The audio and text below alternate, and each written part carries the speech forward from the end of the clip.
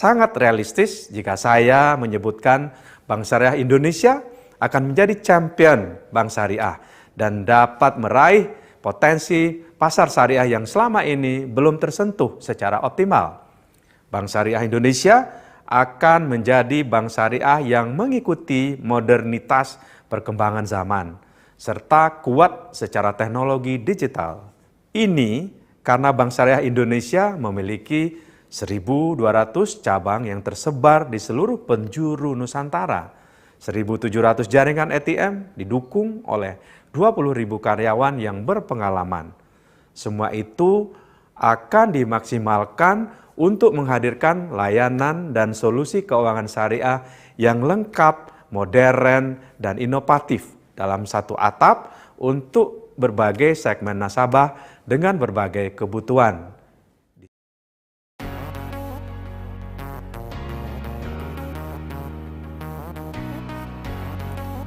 The vision of Ministry of Health Polytechnic Tasikmalaya is not only to be the university in which we can count on to, especially in Tridharma perguruan tinggi, but also to be the top-ranked university and professionally qualified.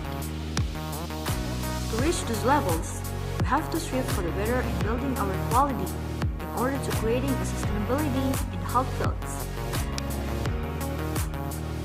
Another eminence from Ministry of Health Polytechnic Tasikmalaya is Hades Center. Hades Center is the acronym of Health and Disaster Emergency Center.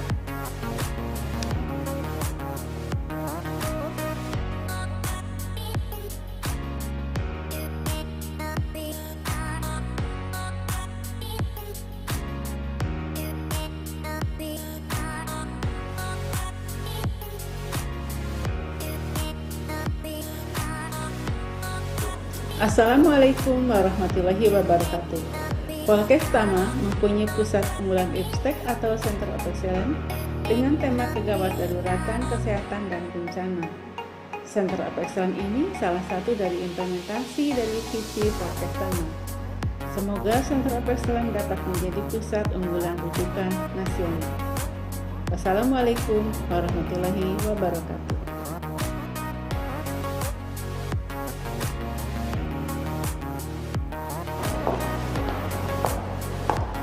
Assalamualaikum warahmatullahi wabarakatuh. Selamat datang di Pusat Unggulan Iptek Poltekkes Kemenkes Tasikmalaya Health and Disaster Emergency atau HDC. Tema ini diusung karena secara geografis Poltekkes Tasikmalaya berada di area yang rawan bencana, baik itu bencana non-alam maupun bencana alam di Provinsi Jawa Barat.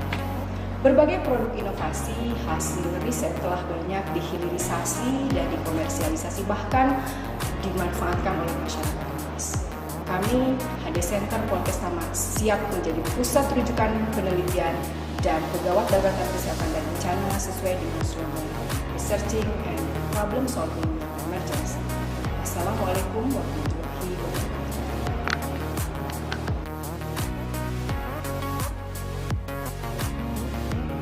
These are the products of Hades Center. Kursi ESA, ventilator portable, bur alternatif Mikojet, hand sanitizer, stick Protos, immunizer, biskuit capis, Bang Jawe, yogurt ubi, bingung lur, Bencoy, Rabianix, Jamar Koyo, models, and guidebooks.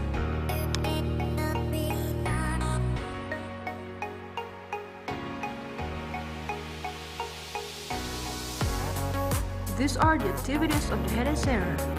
Institutional reinforcement through workshop UI. Roadmap implementation workshop of UI TOT Halon Therapy post-disaster. Journal improvement management workshop health and disaster emergency. TOT Halon Therapy post-disaster training. Benchmarking in MOU with Symbiosis University of Diponegoro, collaboration with Ministry of Health Polytechnic Jakarta II.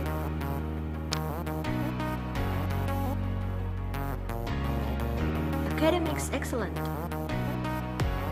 Invited speaker international conference. International Press Center, National International Publication Journal, Management Seminar, National Accredited Journal Management, Commercialization and Implementation, National Research Contract through Universities Collaboration, International Research Contract through Universities Collaboration, Non-Research Contract, Research Contract and Commercialization with Industry,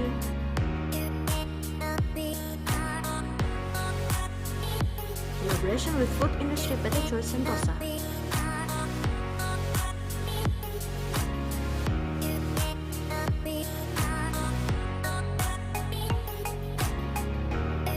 Collaboration with CV Bartek Utama Mandiri Kabupaten Semarang, Collaboration with Seafood Global Agriculture University, Collaboration with Kedai Gizi Palu. Business units provide services for the professional in accordance with the hypnotherapy spiritual emotional freedom technique to help workers. UMKM and community development through Kampung Tangguh COVID, Society Development in Health and Disaster Emergency,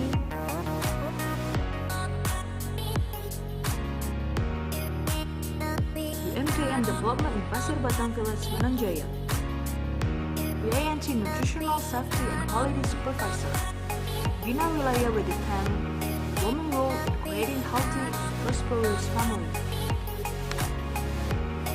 Achievements as of below. Copyright. First winner of Edu Health Fair, Ministry of Health Polytechnic through Fertility Portable. Receiving granting competitive funding of research. Receiving granting competitive funding of society service.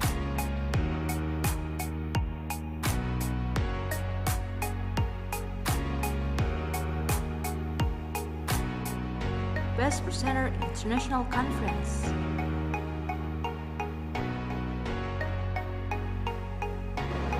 Dari Tasikmalaya untuk Indonesia.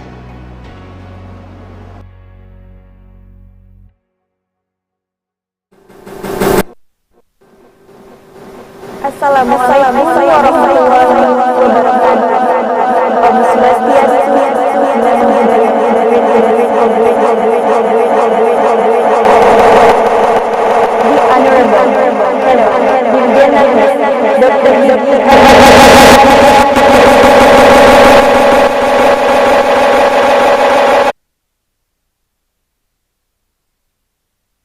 Hajah Ani Radiati SPD MKes, the Honorable all Deputy Directors, the Honorable Head of Center of Research and Community Services, Dr. Gigi Emma Camelia M. Biomed, the Honorable all the speakers, Dr. Ida Sugiyarti Eskep M. Hakes from Poltekkes Kemenkes Tasikmalaya, Associate Professor Dr. Susi Sukmasari from International Islamic University Malaysia, Associate Professor Dr.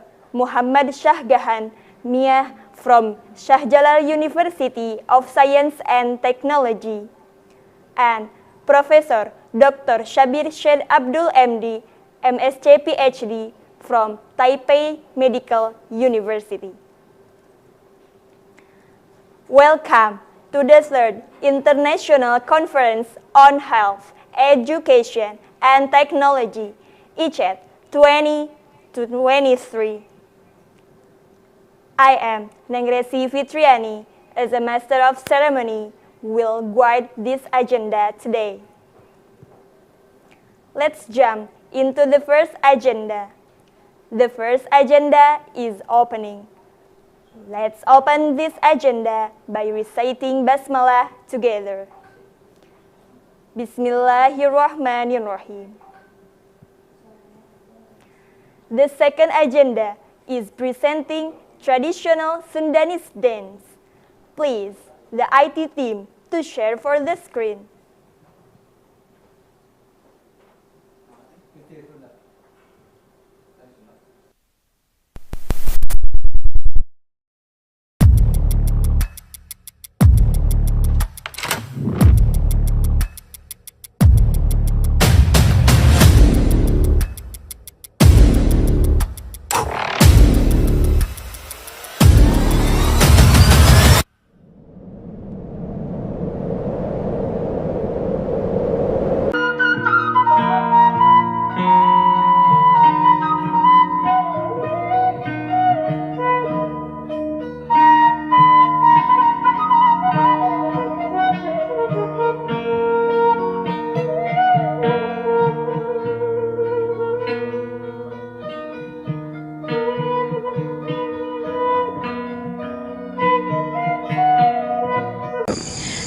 Assalamualaikum warahmatullahi wabarakatuh. Hai! Kami dari Wira Sagita Naga Poltekkes Tasikmalaya akan menampilkan sebuah tarian Jaipong kreasi Regal. Selamat menyaksikan.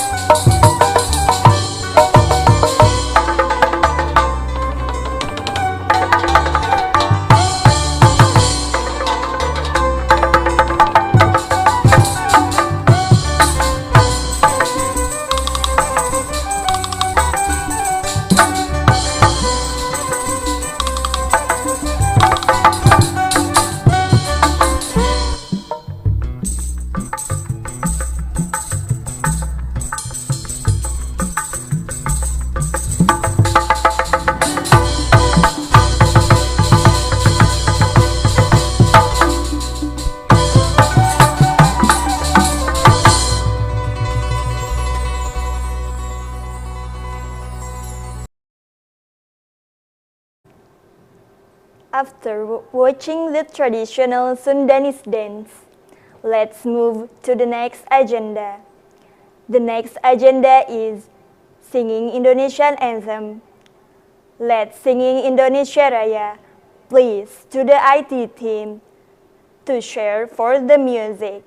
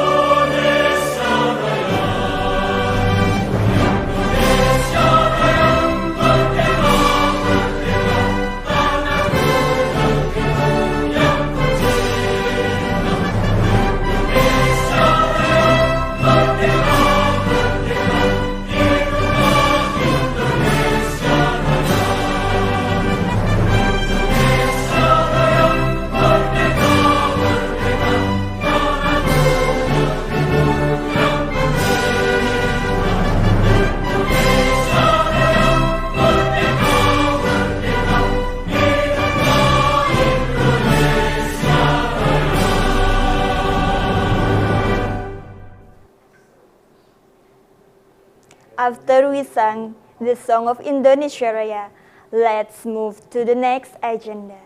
The next agenda is the report from the Chief of Committee. Welcome to Dr. Gigi Emma Camelia M. Biomed. The time and place is yours.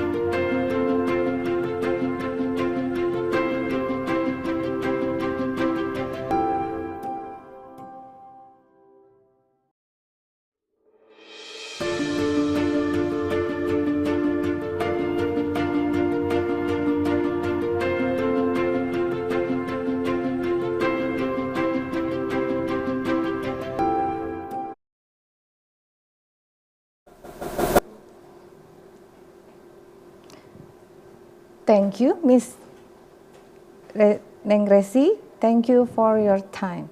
Assalamualaikum warahmatullahi wabarakatuh. First of all, let us give thanks to Allah Subhanahu wa Ta'ala, who has given us mercy and grace so that we can attend this meeting in good health.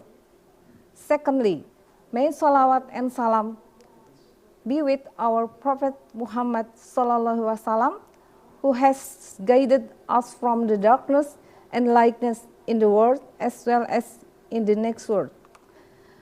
Good morning to one and all present. The Honorable Chief of Dirjen Nakes Kemenkes RI, the Honorable Director of Poltekkes Kemenkes Tasikmalaya, respected speakers, distinguished presenters, dear college, ladies and gentlemen. It gives me immense pleasure in welcoming all of you to the Third International Conference on Health, Education and Technology, or ICHIT 2023. Today we are going to discuss about a very important topic, EA, strengthening collaboration and innovation to support global health transformation, clinical research, education and technology. The Indonesian government strongly supports and encourages the use of digital technology for public health in the future. Digital transformation is an important agenda to encourage the realization of a healthy Indonesia through the use of data and technology. We want to make sure that local, national, and regional must be ready. The Indonesian government has 6 health transformation, the first of which we carry out are primary services, which are most important in preventive promotion. The second is the transformation of hospital referral services. The third is the transformation of the prepared in terms of medicine, medical devices, reserve health workers, go there, including infectious disease surveillance. The fourth transformation is the transformation of the health financing system. This is mostly in BPJS, but there is also private insurance, and it must be ensured that it is sustainable. The fifth transformation is human resources in the health sector, and the sixth is health technology transformation. This is related to information technology and biotechnology. Those are the 6 big framework that will pursue until 2024. This is requires rich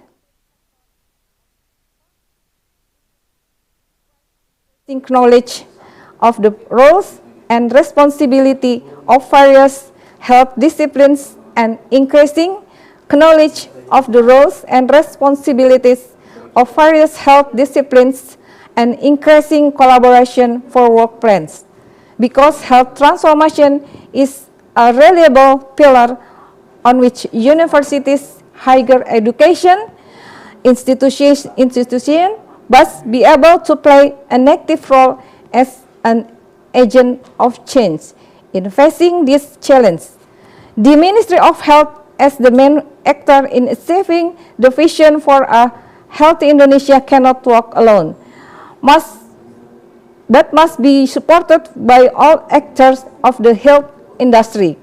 The implementation of a digital health transformation strategy must also be based on data and an integrated health system service system. The implementation of the digital health transformation strategy is carried out using a platform-based approach based on breakthrough in building national health data, namely services and business process-based platforms, standardization of architecture and specification, collaboration of ecosystem for health industry players.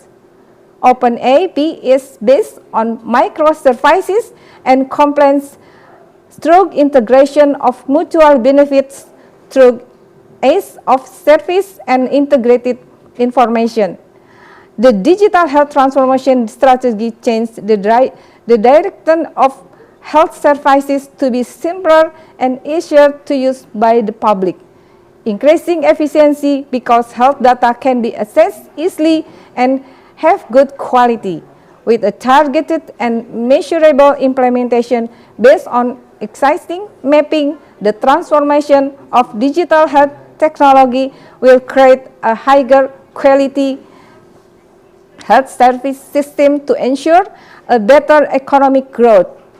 Therefore, the digital health transformation strategy blueprint is here to answer the problem, potential, and challenge of Indonesia digital transformation to produce solutions that are comprehensive, implementable, and measurable in the development of sustainable health services and integrated through global health transformation such as clinical and research field, education, and technology.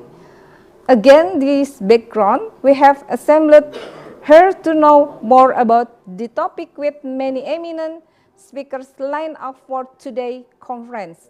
With this brief background, I would welcome our guest one, Professor Dr. Sabir Syed Abdul MD MSc from Taipei Medical University, and two, Dr. Ida Sugiarti MH Kes from Poltekkes Kemenkes Tasikmalaya.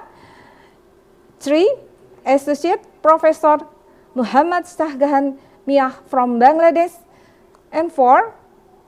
Associate Professor Dr. Susi Sukmasari from International Islamic University, Malaysia, for sharing their view on this pertinent subject. I would, on the behalf of our college, again thank you, Dirjen Nakes, Dr. Gigi Arianti Anaya MKM, for accepting our invitation. I also would like to extend my gratitude towards our director for encouraging us to conduct a conference today, for the kind support, suggestion, and guidance given to us. It is my great pleasure to welcome all participants who have joined this conference to present their view. Our presenters in ICHIT 2023 come from various regions in Indonesia as well as from various universities, such as lecturers, practitioners, and students with education ranging from diploma, undergraduate, graduate, and postgraduate degree. The implementation of this activity comes from DIPA, Poltekkes Kemenkes Tasikmalaya in 2023. Thank you to the sponsor who have also helped us, namely BSI, Bank Sutisna Senjaya Kota Tasikmalaya. I am delighted to have all the students and fellow colleagues for participating and sharing in this special occasion. May this conference be characterized by fruitful, thought-provoking discussion which will lead to the great collaboration on strengthening collaboration and innovation to support global health transformation, clinical research, education, and technology. Thank you. Assalamualaikum warahmatullahi wabarakatuh. I am giving it back to Master of Ceremony.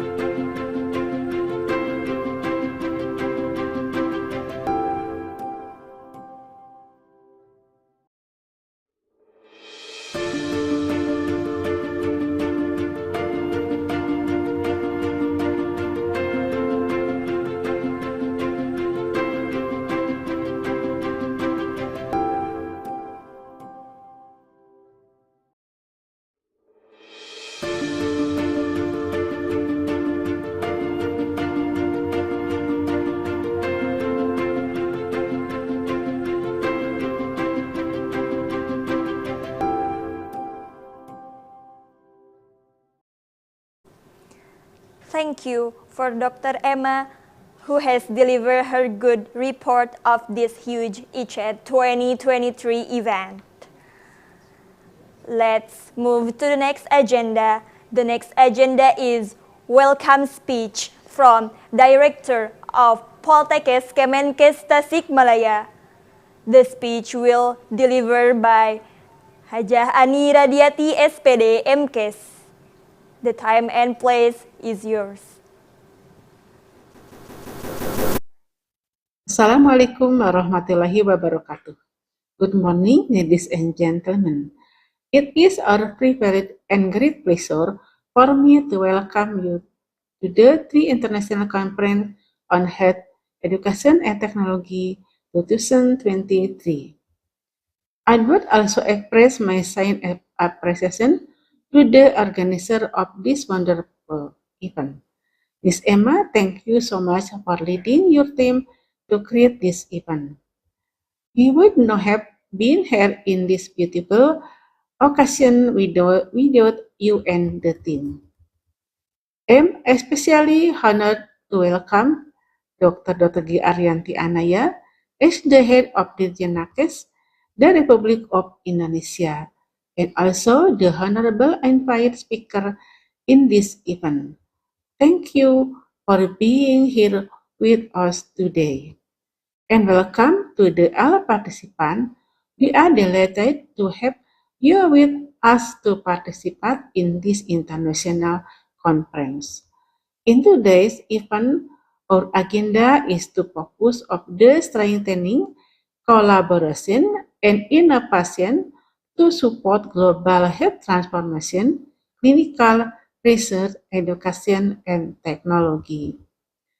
As we know that the evolution of healthcare is accompanied by new challenges to provide safe and quality, low cost, and positive experiences to patients who are older, chronic ill, and at higher risk of disability.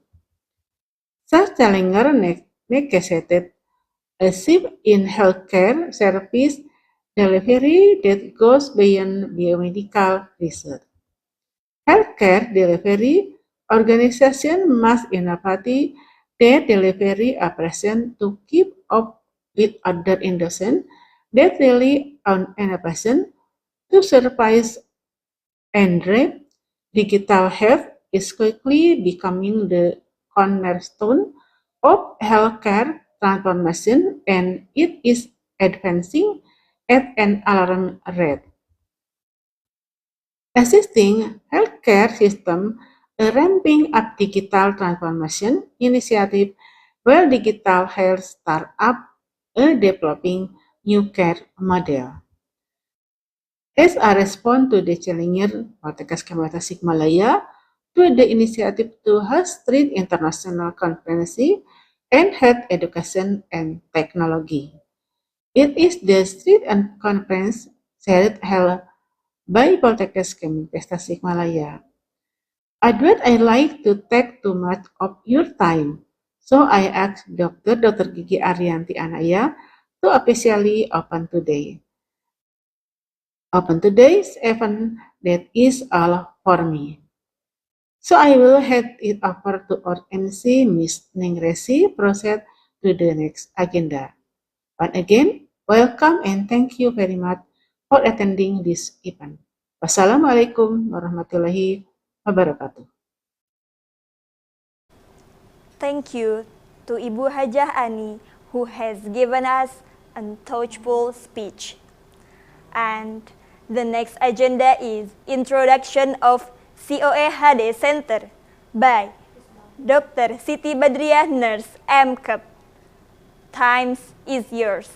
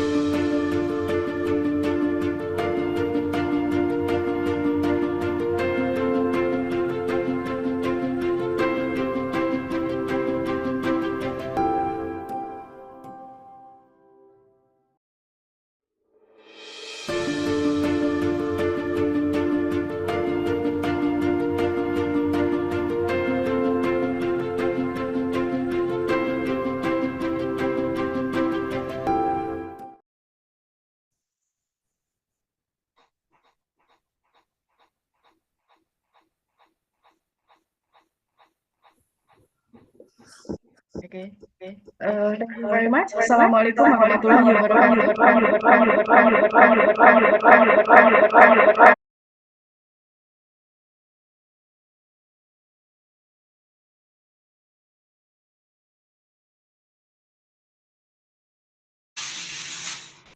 Waalaikumsalam warahmatullahi wabarakatuh.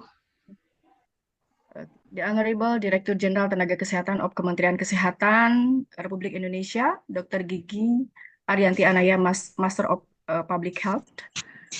The Honorable Director of Poltekkes Tasikmalaya, Ibu Hajah Ani Radiati, Bachelor of Education, Master of Health. The Honorable Speakers from Taipei Medical University, Bangladesh, International Islamic University Malaysia, and also speaker from Poltekkes Kemenkes Tasikmalaya, Indonesia. Good morning, ladies and gentlemen, the participant of the Third International Conference on Health, Education, and Technology 2023. In this moment, I would like to introduce about the health, about Center of Excellence Health and Disaster Emergency Poltekkes Kemenkes Tasikmalaya. Let me share the slide.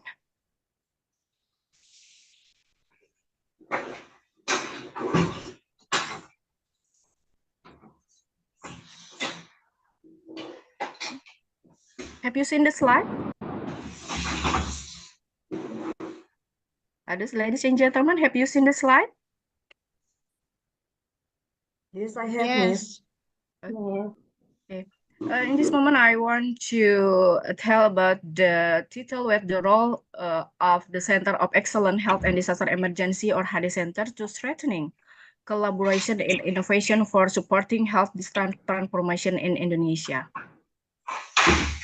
As a background, in line with the President's vision and mission, the Ministry of Health has transformed the health system from 2021 until 2024 to create healthy, independent, productive, and fairness through the six pillars of health transformation, namely transformation of primary services, transformation of referral services, transformation of health resilience system, transformation of health financing system, transformation of healthy human resources, and transformation of technology, transformation of health technology.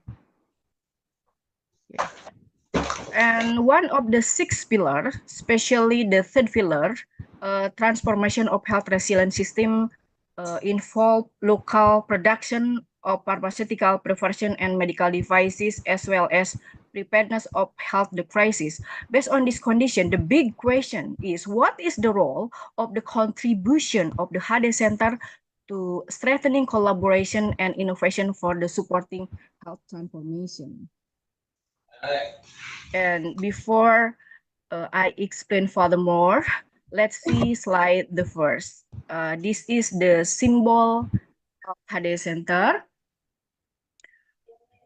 with the symbolized national ideals and based on a local wisdom.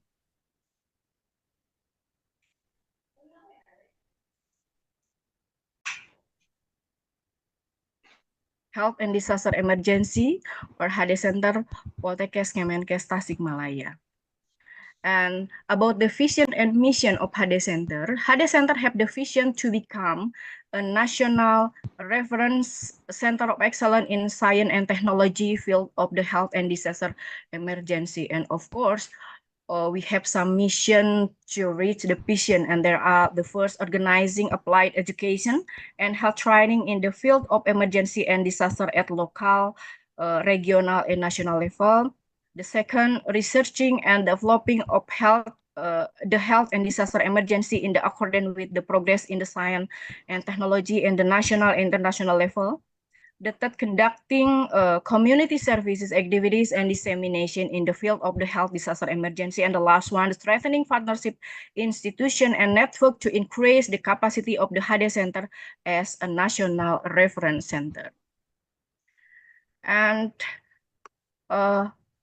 how the form of the HD Center to strengthening collaboration and innovation for supporting the health transformation. we can see from the roadmap of the research and development of HADE Center. For the first period, from 2019 until 2029, focus on the basic research, product development, and therapeutic studies and intervention for the health emergency and disaster. And the second period, from 2022 until 2024, focusing of the downstreaming and commercialization of product development of health emergency and national disaster. And third period, from 2025 until 2027, focusing from the health and disaster emergency research study through interprofessional collaboration involving international agency or international joint research.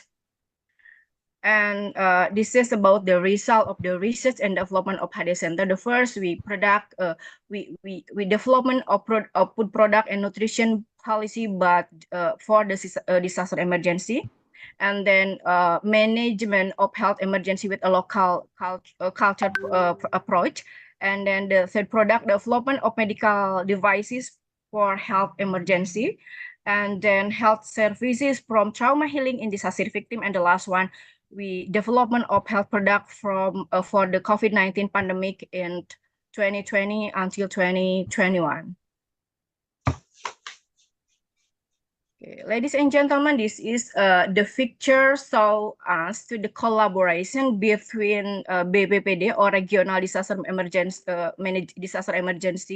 Agency in Kabupaten Tasikmalaya with the HADE Center, especially in the use of the technical book of food services management in disaster emergency.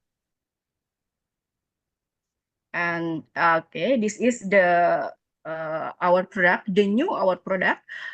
There are emergency food like cookies, and then food bar with the product result from the Bu Ani Radiati and team, and then emergency product soup cream with main researcher Ibu Dr. Wiwit Estuti and team. Oh, itu.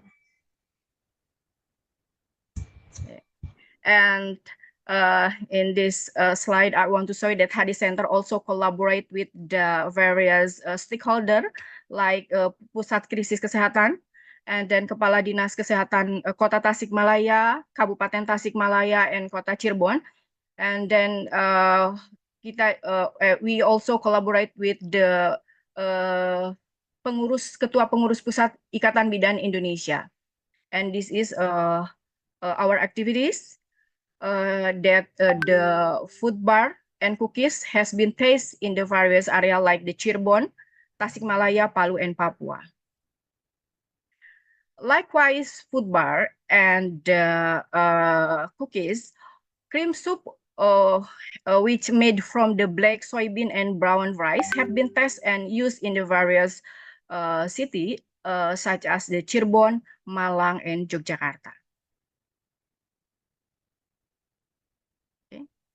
And in this slide, I would like to inform to you of all that our emergency food product has collaborated with PT Choice Plus Makmur Semarang Industry for scale up and commercialization.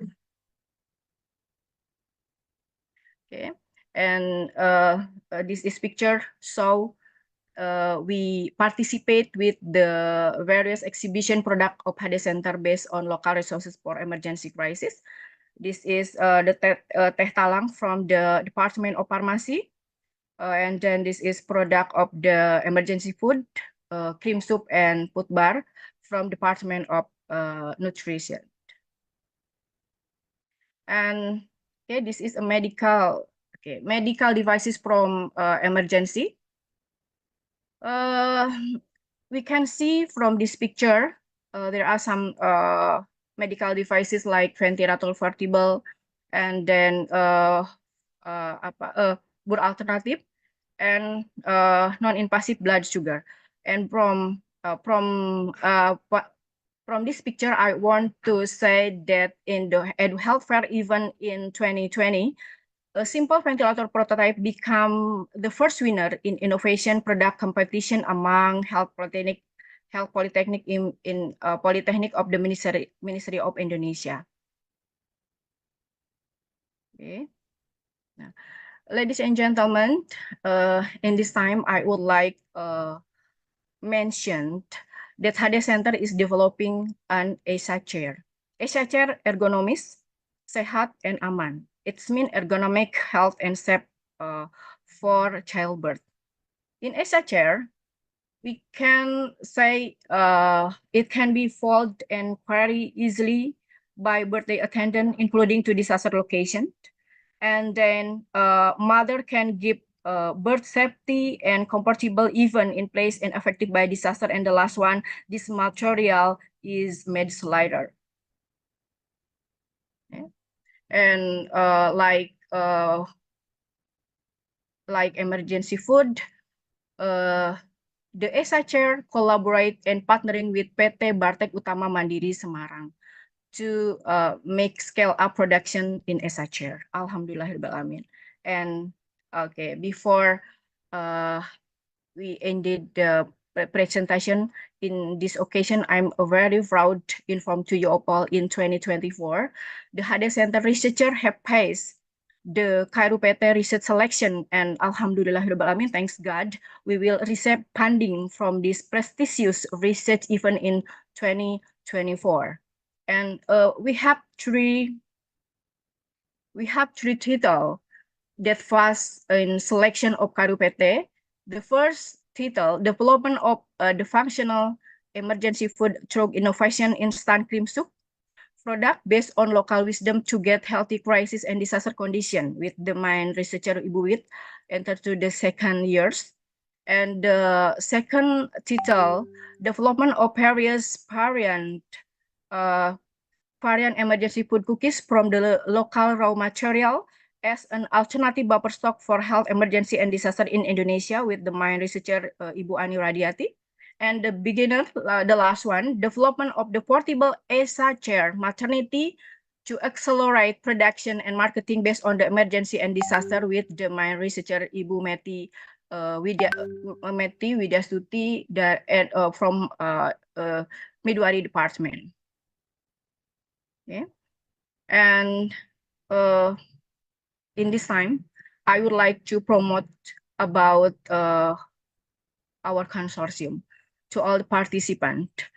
How to manage disaster situation in multi-professional as the base our product from disaster consortium with Poltekkes Kemenkes Palu, Poltekkes Kemenkes Denpasar, Poltekkes Kemenkes Padang, and also Poltekkes Kemenkes Aceh. So we hope this book can driven and serve as a guide in manage disaster in the futures. Okay, let's will bring to me to the end of the presentation. Let's make the conclusion. The first Hade Center was formed as part of Poltekkes Kemenkes Tasikmalaya contribution in strengthening collaboration and innovation to support health transformation, especially to overcome emergency and the impact of health disaster in Indonesia. And the second one, some of the Hade Center research product like emergency food product have been trial and used by the community in the Tasikmalaya, Cirebon, Yogyakarta, Malang, Palu, and Papua. And the partnership network is needed to increase the existence and capacity of the Hade Center as a national referral center. And this has been realized through the disaster consortium with Poltekkes Kemenkes Padang, Denpasar, Palu, Aceh, which has product book containing various innovative products for disaster management in Indonesia. Okay.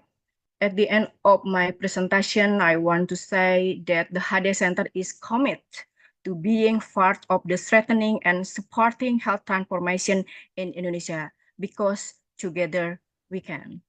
Thanks. Maybe that's all. Thank you very much for the great attention. Assalamualaikum warahmatullahi wabarakatuh.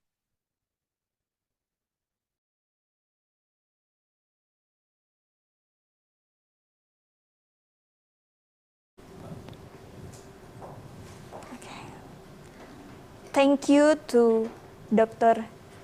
Siti Badriah for introducing such a knowledge about COA HD Center to us. And the next agenda, while waiting our respectful head of Dirjenakes, let's move to exhibit about a brief profile video.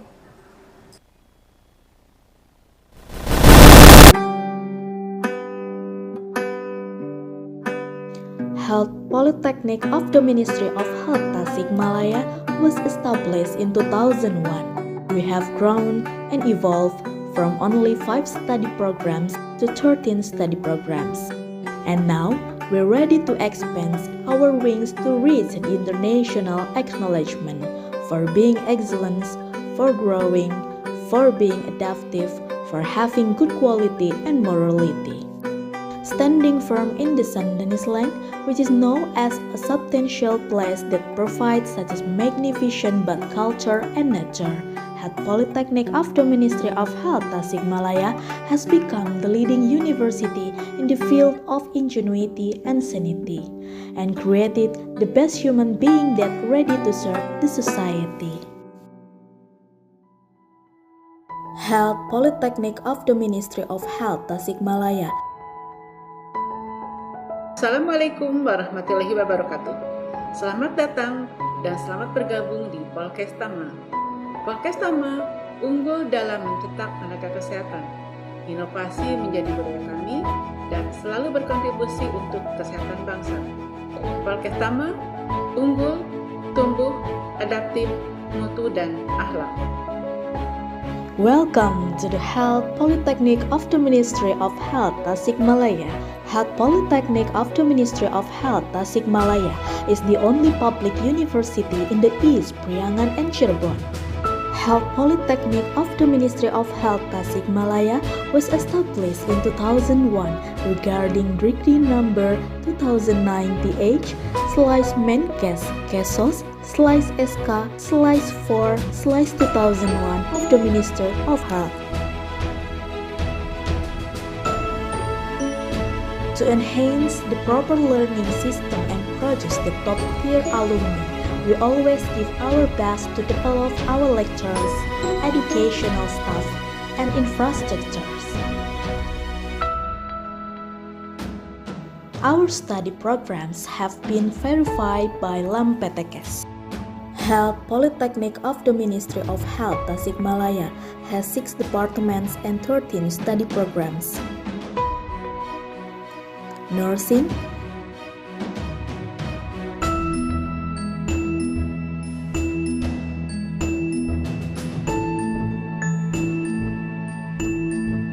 midwifery,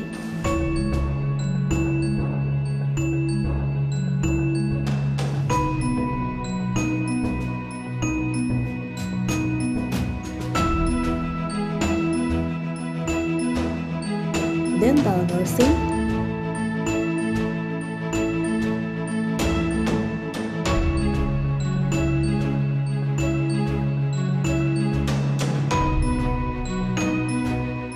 nutrition,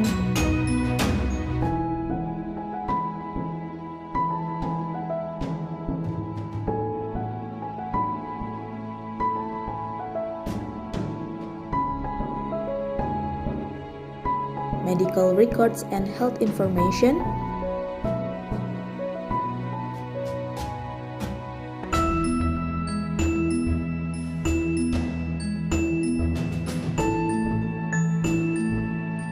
pharmacy,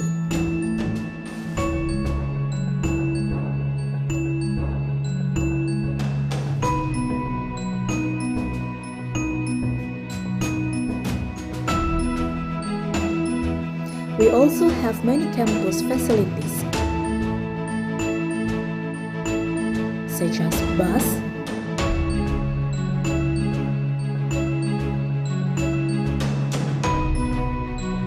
integrated laboratory,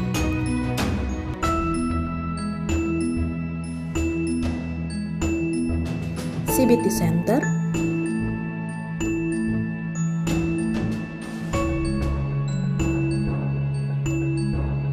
library,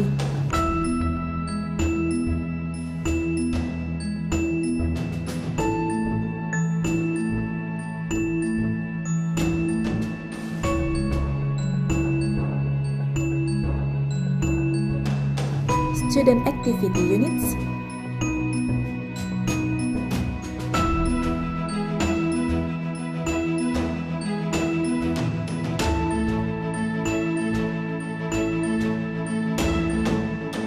Mosque,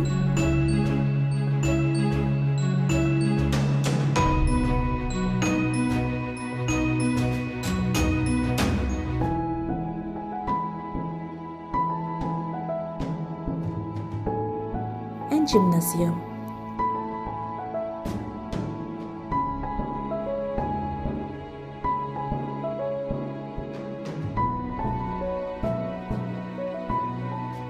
We are the best university in the East, Priangan, and Cirebon.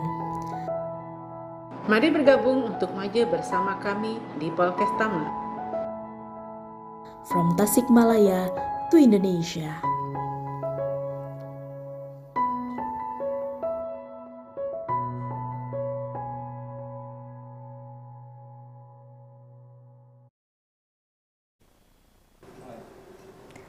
Welcome to the head of Dirjen Nakes, Dr. Gigi Arianti Anaya MKM. And now, we will jump into the next agenda. That will be an official opening by the head of Dirjen Nakes, Dr. Gigi Arianti Anaya MKM. Times is yours.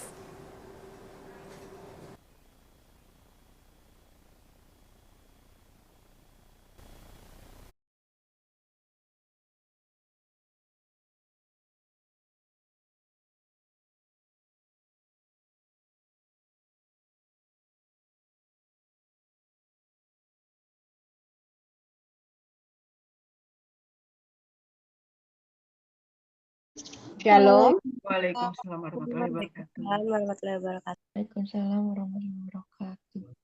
Shalom, Om Swastiastu, Namo Buddhaya. Greeting to all of us and very happy good morning to all of you. The distinguished Director of the Health Polytechnic Tasikmalaya, guest speaker from Indonesia, and also for the overseas committee, all the participants, ladies and gentlemen.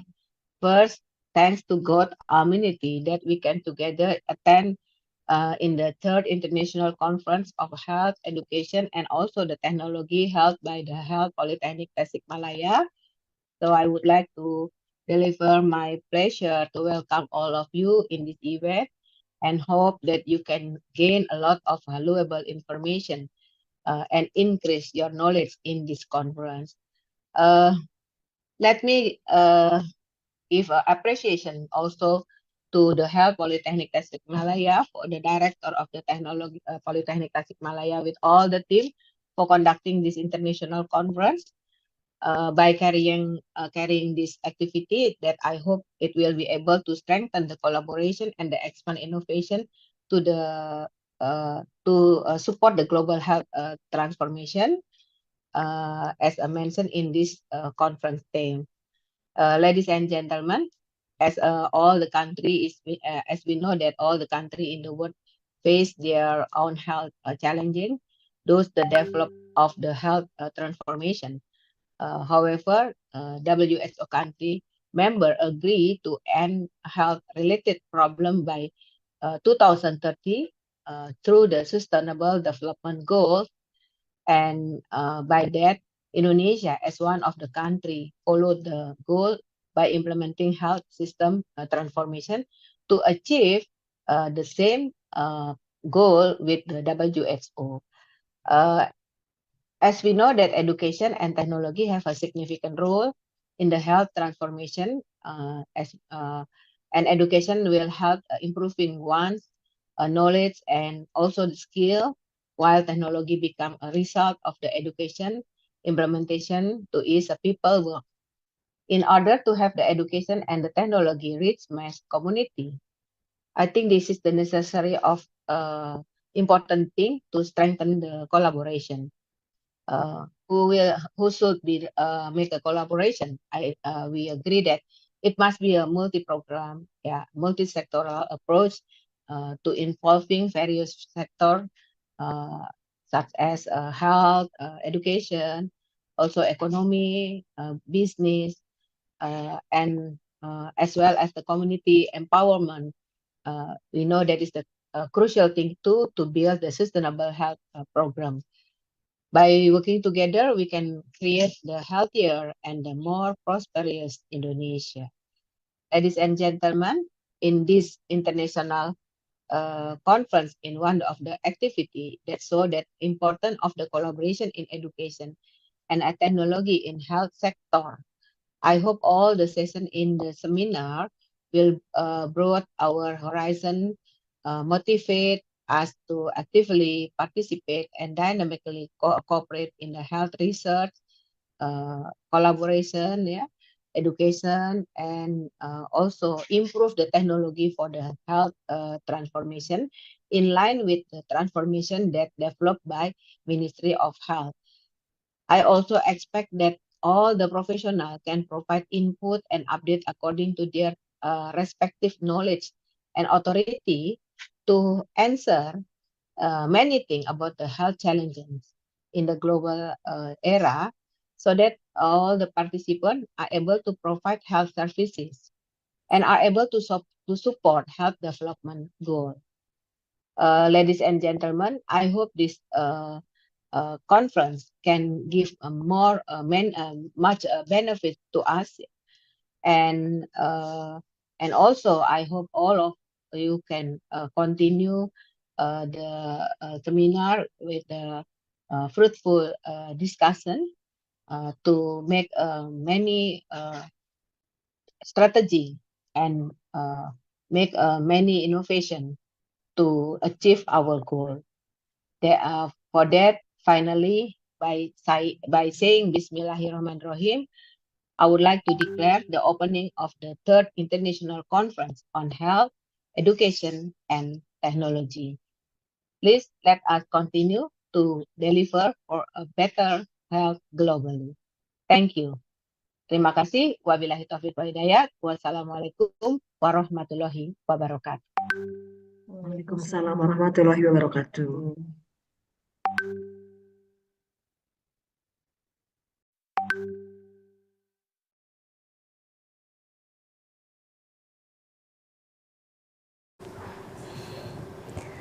Thank you to Dr. Ariyanti Anaya for opening this agenda. Event will bring a lot of knowledge and blessings for us.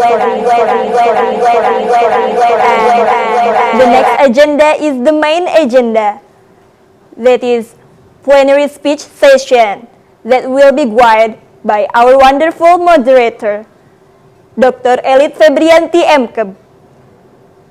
And before I invite her, let me read the CV first. To the IT team, please help me to share the screen about her CV.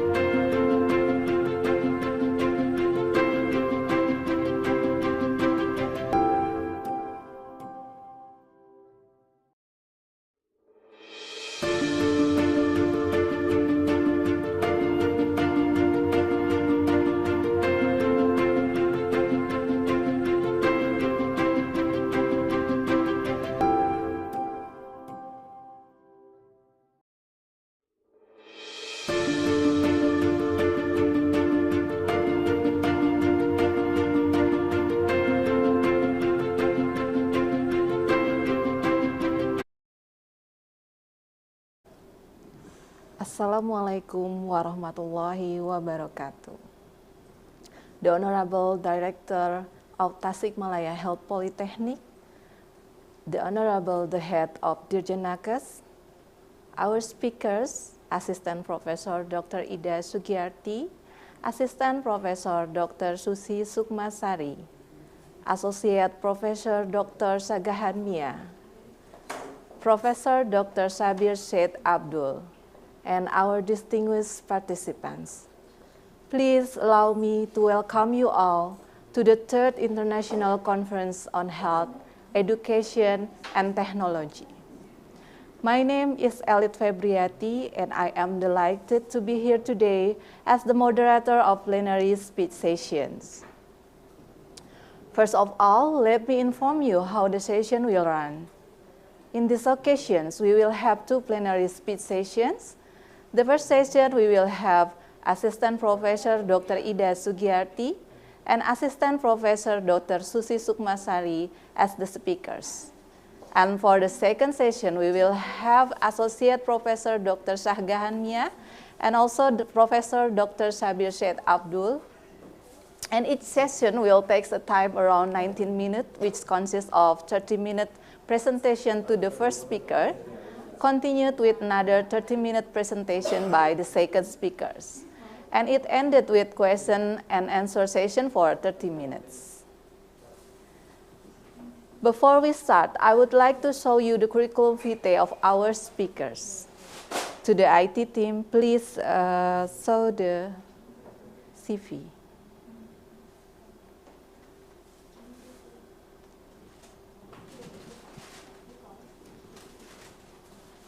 The first curriculum vitae is belong to Dr. Ida Sugiyarti, an assistant professor from Medical Record and Health Information Department, Poltekkes Kemenkes Tasikmalaya.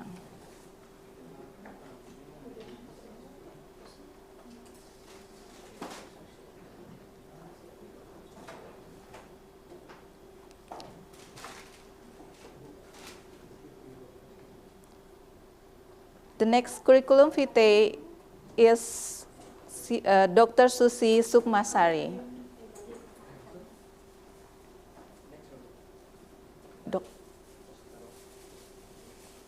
Okay. And the next curriculum vitae is Dr. Sagahan Mia, an associate professor from Department of Anthropology, Shah Jalal University of Science and Technology, Bangladesh. And the next curriculum vitae is belong to Professor Dr. Sabir Syed Abdul, a professor in Graduate Institute of Biomedical Informatics, College of Medical Science and Technology, Taipei Medical University, Taipei, Taiwan. Okay.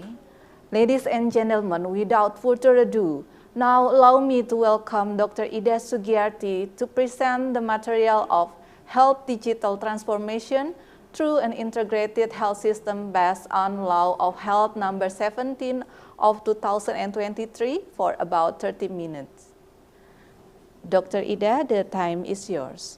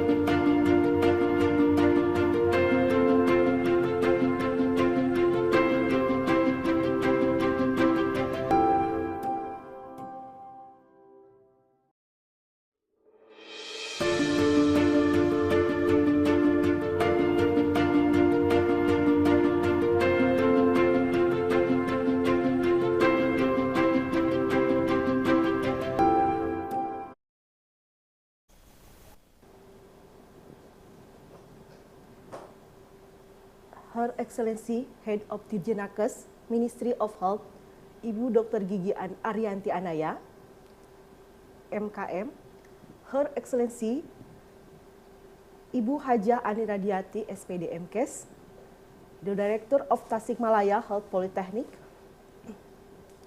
the Honorable Chief Committee who arranged this conference, Dr. Gigi Emma Camelia M. Biomed, all speaker, moderator, distinguished ladies and gentlemen. Assalamualaikum warahmatullahi wabarakatuh. Salam sejahtera untuk kita semua. Excellency and distinguished guests, good morning everyone. I am truly delighted and honored to meet all of you at this conference. Thank you for the opportunity to attend this conference.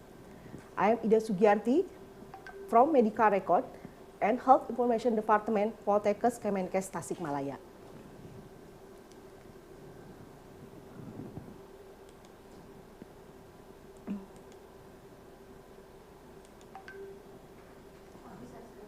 Okay, please.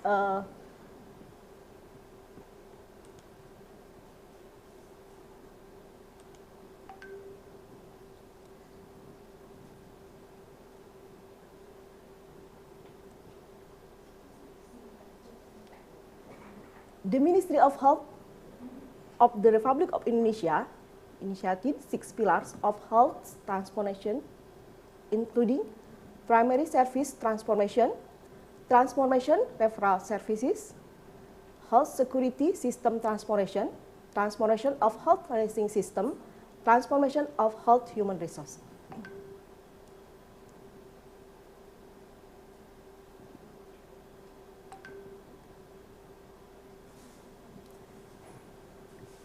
That I will present is health digital transformation in Indonesia through an integrated health system based on Law Number 17 of 2023 concerning health. One primary service transformation is the first pillar in the Indonesian health transformation, which in its application has a focus on strengthening preventive promotion activities to create more healthy people, improve health screening, and increase primary care capacity. Second, transformation referral services. As the second pillar in Indonesia health transformation, referral service transformation has a focus on improving the quality and equity of health services in all corners of Indonesia. The third pillar is health security system transformation of Indonesia health transformation. Health security system transformation play an important role in maintaining a good health system amid global health threat. And the fourth, transformation of health financing system. The health financing system transformation is the fourth pillar of Indonesia health transformation, which has a focus of providing ease and equal access to health services, especially for people who are included in the underprivileged group. 5. Transformation of health human resources. The fifth pillar of Indonesia health transformation, health human resources transformation, will focus on ensuring equitable distribution of health workers throughout the country. 6. Health technology transformation. In the sixth pillar, as well as the last pillar of Indonesia health transformation, health technology. Health technology transformation has a role in utilizing information technology and biotechnology around health. The Word of Law of Republic of Indonesia Number 17 of 2023 concerning health is expected to accelerate the transformation of health services toward the realization of national ideal and national goal in the future. Please, next slide. Indonesia national ideal, an independent, united, sovereign, just, and prosperous Indonesia. Indonesia national goal are protect the entire Indonesia nation on all Indonesia blood seed, promote the general welfare, educate the life of the nation, and participate in implementing a world order based on independence, lasting peace, and social justice. Next slide, please. Problem topic: health problem and problem in the community will reduce productivity and cause loss to the country, so health transformation toward national ideal and national goal in the future is needed. One of the health problem is the availability of health data. The existing data is still fragmented due to recording and reporting using diverse application. Based on the current mapping result, there are more than 400 health application developed by the central and local government. Officers in the field must input data into different applications. This condition makes health policy not fully based on comprehensive data and efficient health services. Another problem is that national health system has been in shock since COVID-19 was declared a pandemic by the WHO in 2020. The condition of COVID-19 pandemic has proven that the existing health system in Indonesia is not strong enough to face to the pandemic and its impact. Health problems and problem in the community after the COVID-19 pandemic reduced productivity. Next slide, please. Problem solution. Change in the national health system need to be made not only its response to the COVID-19 pandemic, but also as preparation and vigilance to face various health emergency threats that may occur in the future. The Ministry of Health is committed to transforming the health system in line with the President's vision to create a health, productive, independent, and equitable society. The government published the 2024 Health Digital Transformation Strategy Blueprint. Indonesia's health digital transformation is targeted to be able to produce human resources with the capacity to analyze health data. It aims to formulate data-based policies in each health institution. Next, please. The government has a priority in forcing the transformation of health technology. Health technology transformation priorities are 3 priorities. 1. Health data integration and development. One national health data implementation of an individual-based national health system, single identity health record. Next, a health data system integration of electronic system services between health agencies, government, and health industry. Development of health big data analysis system, the development of an ecosystem of big data system based on artificial intelligence. Analysis in central and local government. The activity has the outcome of improving the quality of accurate, up-to-date, and complete database health policies. Second priorities is integration and development of health service application system. Developing integrated health application, digitalization, and integration of health service information system at puskesmas, primary health care, hospital, clinic, laboratories, pharmacies. Improving health human resources with health informatics skill. And establish a centralized health application help desk and customer management system at the Minister of Health. The outcome of this activity is the efficiency of health services in health facilities in every line. Di FKTP dan FKRTL ya, fasilitas kesehatan tingkat pertama, first level health facility, and fasilitas kesehatan rujukan tingkat lanjut, advanced referral health facility.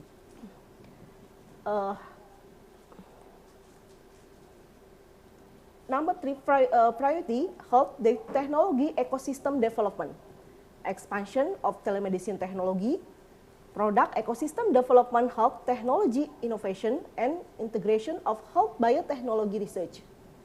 The outcome is to create collaboration and an ecosystem of health digital innovation between government, universities, industry, and general public. Further discussion about health technology transformation roadmap. Please, next slide.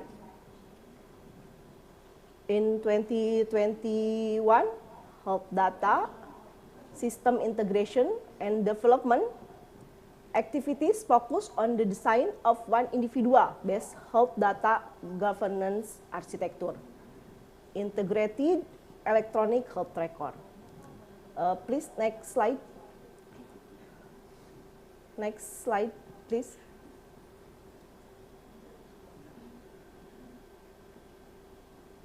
Next. Yes. In 2022, development of an integrated big data system. In 2023, health analysis system implementation. And in 2024, expansion of Indonesia Health Digital Transformation implementation. However, it seems that health data system integration can start at the end of 2023, after fixing existing regulation with the issues of law number 17 of 2023 and other regulations as Minister of Health Regulation number 24 of 2022 concerning medical record, law number 27 of 2022 concerning personal data protection and other. In data governance, the 2024 coverage cover all region in Indonesia, so it expected to have integrated individual based health data management. Please, next slide. Similar to the physical location base, it is expected that 100% of healthcare facilities can have an integrated system. In 2024, it is more focused on expanding what has been targeted in the previous year.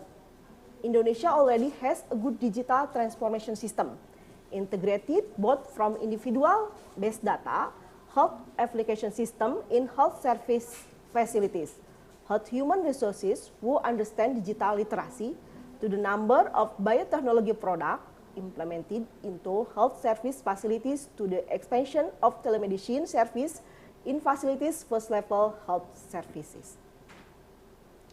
Other situation is post-COVID-19 recovery.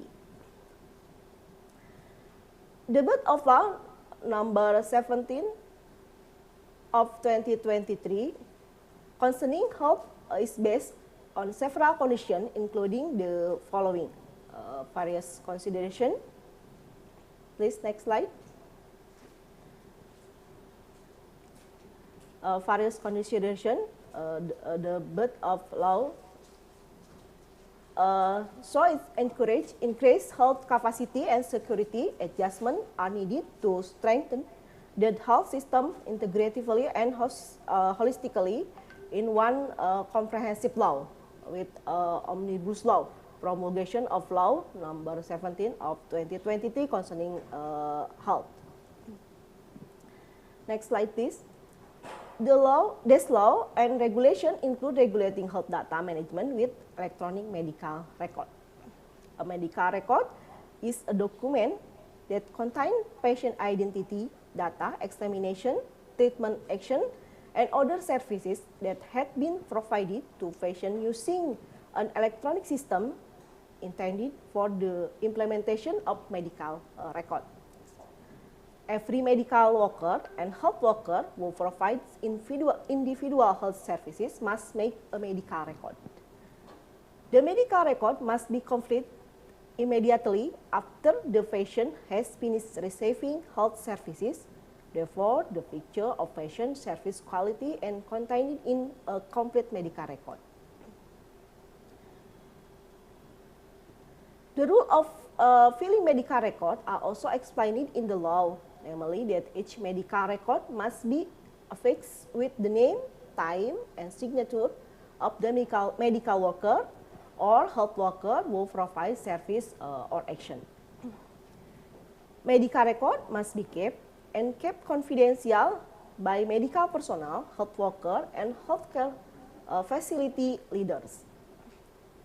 Integration of electronic medical record based on law number 17 of 2023, medical personnel and health worker are required to make record of health services. Health service record in the form of electronic medical record are integrated into the patient data system integrated with the National Health Information System.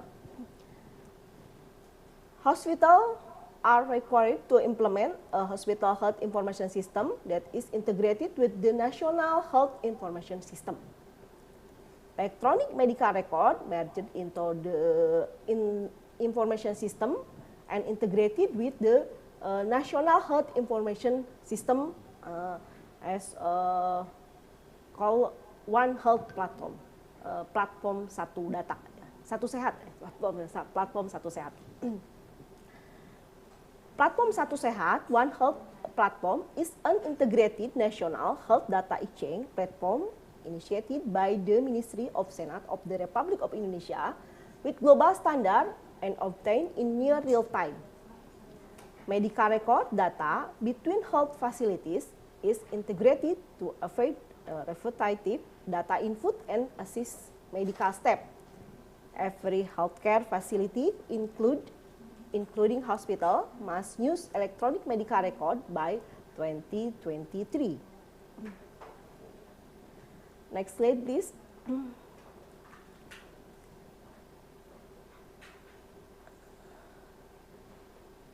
Ministry of Health Regulation number 24 of 2022 concerning medical record is in line with law number 17 of 2023, aligning with technological development and public needs for health data.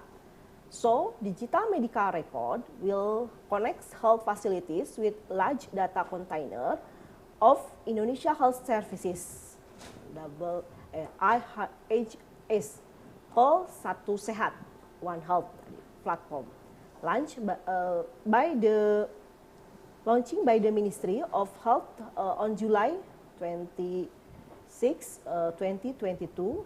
One Health will be a digital platform within the health area. In addition to storing data, One Health can be accessed by data owner with the One Health application, which is migration from the Peduli Lindungi, application. One Health platform can be accessed by the patient in the Android. Some of the features of the are there.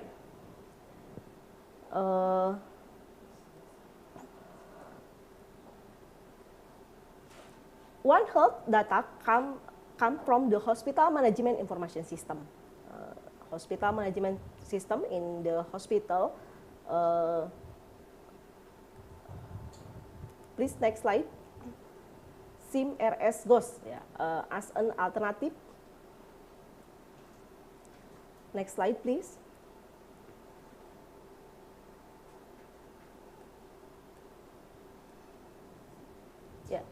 Next slide, please.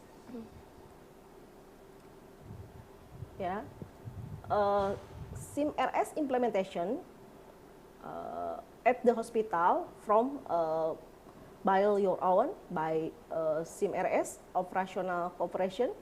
SIM-RS goes as an alternative. Next slide. Hospital Management Information System, generic open source, SIM-RS goes, is an application owned by the Ministry of Health, is solution from the Ministry of Health for hospital that have not used SIM-RS because considering the high cost of building and development SIM-RS. Hospital that do not have their electronic medical record can use SIM-RS Ghost, open source generic hospital management information system. Hospital information system provided by the Ministry of Health, which is open source and can be used by hospital for free.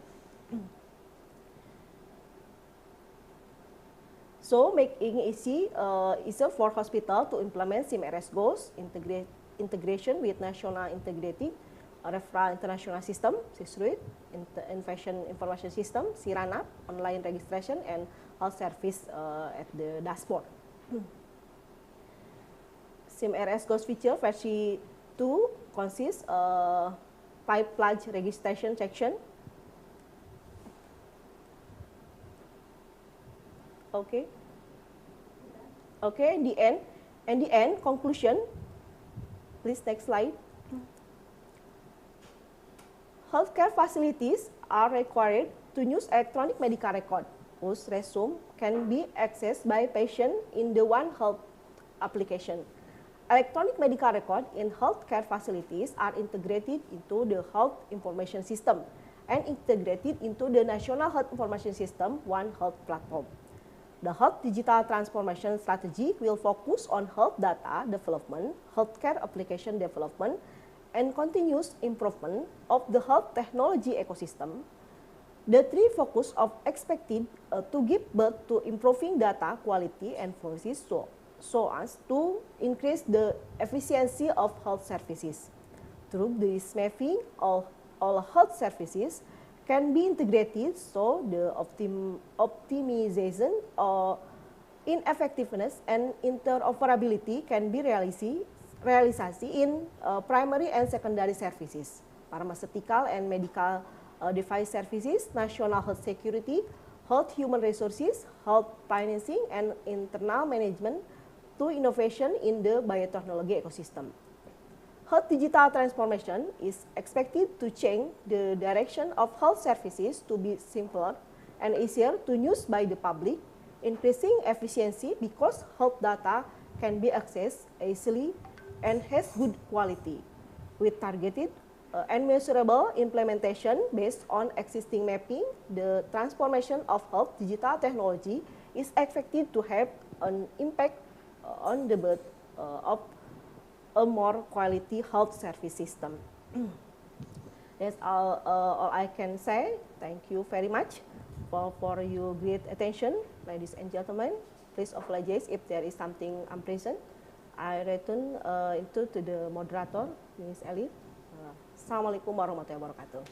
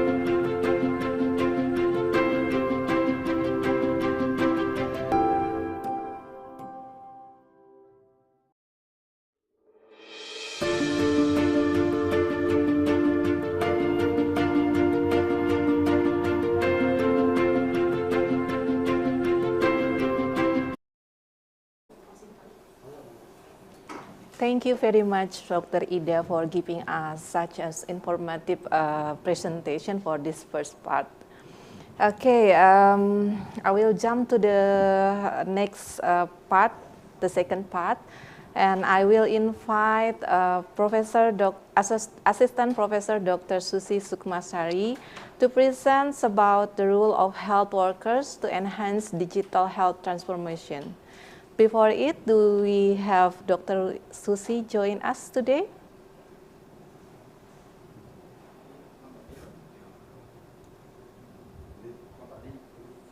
Hello, Dr. Susi.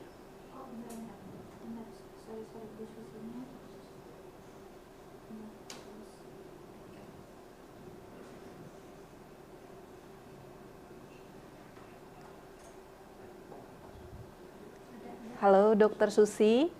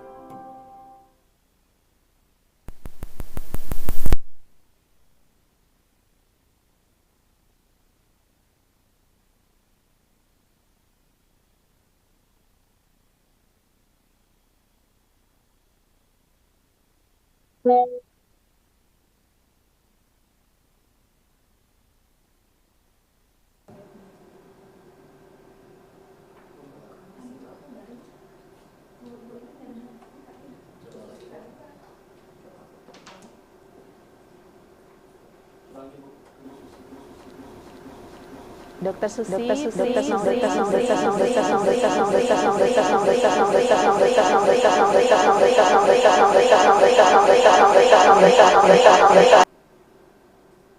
Yes, I am.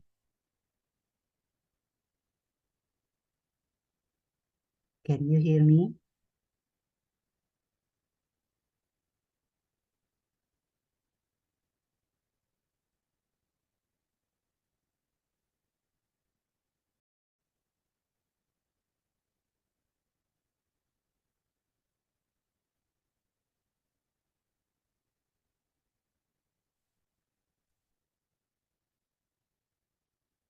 Halo?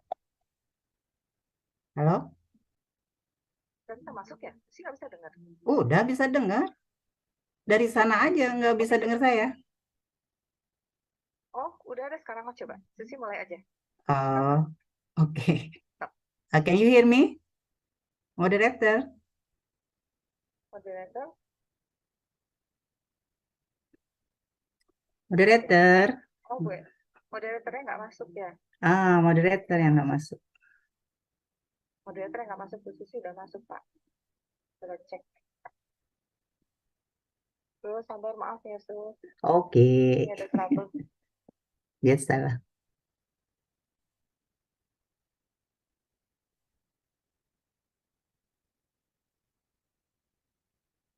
Susi. Yes. Silakan Bu. Okay. Bisa mulai. Ya. Ya, sok. So can we start? Masuk aja Sus, nggak apa-apa. Oke Sus, mulai aja Sus. Tutup ya. Okay. Okay, sorry for the trouble. Assalamualaikum warahmatullahi wabarakatuh. Very pleasant good morning to Honorable Dr. Gigi Arianti as Dirjen Kemenkes-Depkes, Haja Ani, and Dr. Sitri Badria as the head of HAID Poltekkes Tasikmalaya, all the speakers, moderator, my colleagues, committees, thank you, and then friends and my beloved students. Thank you for having me and believing me to deliver the speech in this prestigious event for me. Because when I'm talking with the members of Poltekkes Tasikmalaya, especially dental therapist program, it brings back my old memory to my first working place. It cannot be replaceable. Even though the invitation is very short notice, I got the team 2 weeks ago, and the title that I was responsible for talking about was just yesterday. And I am not an expertise. Hello. Okay. I just want to highlight that I'm not an expertise in the digital health field in terms of decision maker. But the topic is very interesting. It is challenging for me to read further even in one night. So this session is more my experience to deal and then how to struggle with basic digital health as a user in dentistry field. And whether we want or not, we must face this current condition. We cannot run from digitization. Ada PowerPoint-nya nggak ada Mas Susi? Nggak bisa bikin konkusen, nggak kedengaran juga. Iya. Oh, this is only introduction. I will share. Is it clear?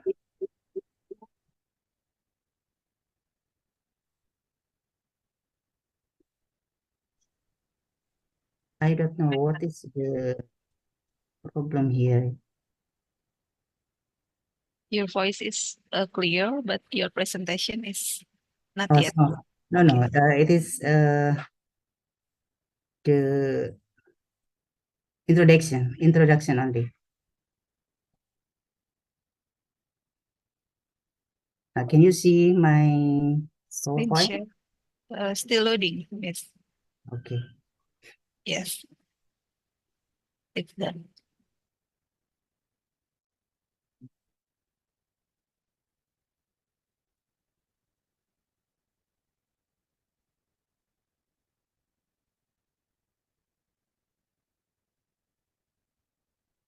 Cannot. Wait a minute. I don't know. I cannot go to the slideshow presentation. So just like that.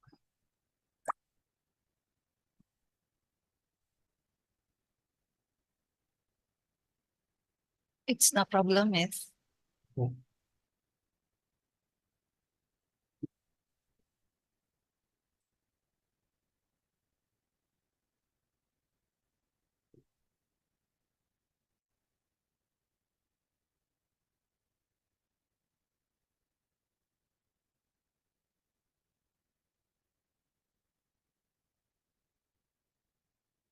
Can you see my presentation?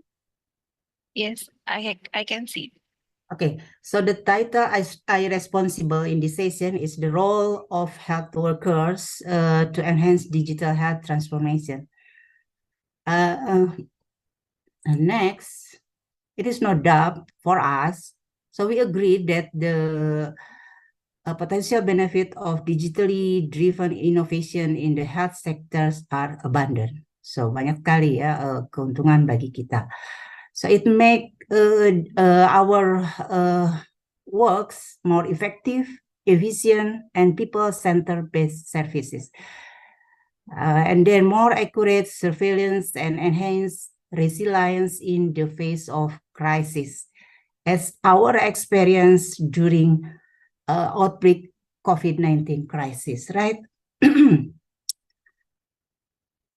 Then it facilitate better health system management, and then power up research and innovation. Yes, so it is, we call it as a celik mata, yeah, for a digital health. So for example, this is evidence-based. The basic of digital health in the health field is telehealth. Telehealth can lead to gains effectiveness, efficiency, and equity, but if used adequately. So this is evidence. Yeah, this is evidence. And then we not more agree that more cost-effective care, more hemat, yeah, and then improve quality of care, of course. We can monitoring the patients, we can cutting off the waiting time, we can give the can improve access and reduce inequality in supply, increase knowledge sharing and learning. Yeah, before the telehealth, we cannot, we only depend on our knowledge from our internet, yeah. And then this is more patient-centered care and health literacy, yeah, as mentioned with the previous speaker. Avoid hospitalization and emergency care, fewer unnecessary transfer, and subsidized travel, yeah, especially during outbreak COVID. And after that, so the benefit of the teledentistry, we adopt, yeah. For example, if we have the patient with special care needs, and then they need our strict monitoring in home, yeah, as oral home care, so we can do with telehealth. And then better models of care for chronic disease, of course, improve timelines of care, increase continuity of care, higher volume of consultations, yeah, reduce provider travel time, and improve care coordinations. Yeah, this is another, but highlight if used adequately. Okay. Next, of course, many health workers, us, yeah, as a health workers, already use some digital tools and solution in daily works and get benefit for them and their patients, but still questioning with what is the value digital technology produce in healthcare? Still complain about technology disrupting the way of their work, and then often report not having opportunities for the upskilling required to optimize the technology. And then the workers and patients also demand appropriate safeguards against potential undesired effect of the use digital tools, including the possible lack of the transparency threats to data privacy, yeah, as mentioned the speakers before. So I just tell the story about my experience as Generation X, yeah, not Generation G. A complaint about the technology disrupting the way of their work, it's real because of the jumping of the technology. I especially I can adapt, but in the slow motion. I think different than generation Z and now. For example, hello. For example, when in apa, I don't want to mention my workplace here, but once upon a time when I arrived in my workplace with sophisticated facilitation, and then my boss instructed me to use all the facilities, digital facilities, and then paperless application in my office. This is the first time, and then I don't know anything about the digital dentistry at the time. So since patient come to my office, they have to register via online, and then the data, all the data from the history taking until history taking, diagnosing, yeah, using the digital radiograph, treatment planning, and then discussing all of them via digital facilitate in my workplace. However, not all, maybe most of health workers, dentists, and dental nurse, and all the supporting system there, it's not full understand how to operate the digital system, yeah. Even even my office provide 3 engineer IT software to guide and to maintain, yeah, the the operational, but still we have to learn from the scratch. We have to learn how to coding, yeah, all the dentistry coding, and then integrated, and then give the information to the engineer, and to integrate it to the digital dentistry there.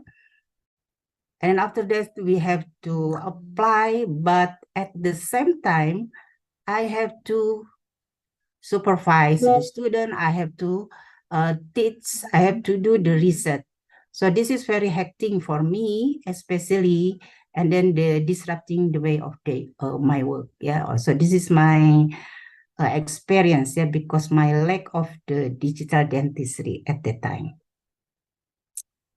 Okay, next. So the presence of the digital tools and solution is not enough until the health workers actually use them. Before use them, understand how to operate them, and then before you we can operate them, we have to know what kind of the data to put or integrated in the digital system. Whether and when digital technology become effectively used, sorry, I can see it. And the health workers trust in if the health workers trust in the technology. For me at the time,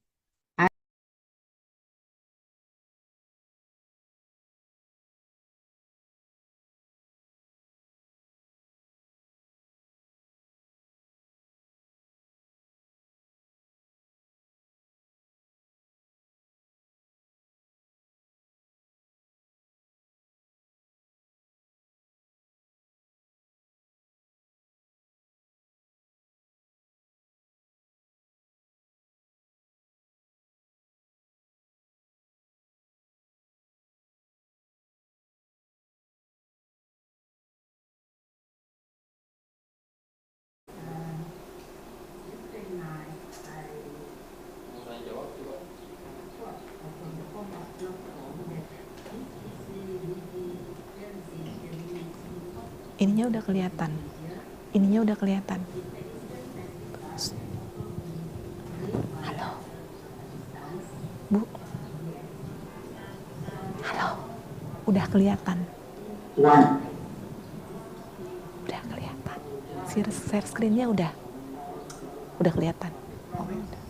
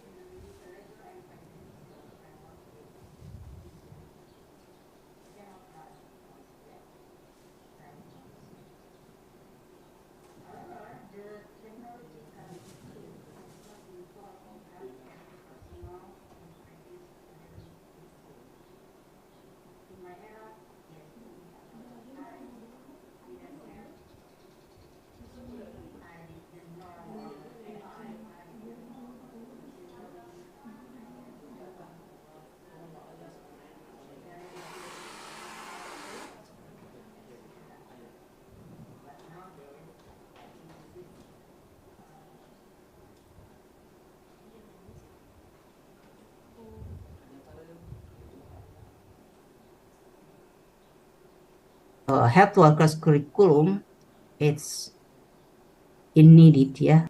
This is important. And then competency strengthening and training are needed for healthcare workers to be able to adapt to the latest healthcare technology. The technology is very fast. Sometimes I've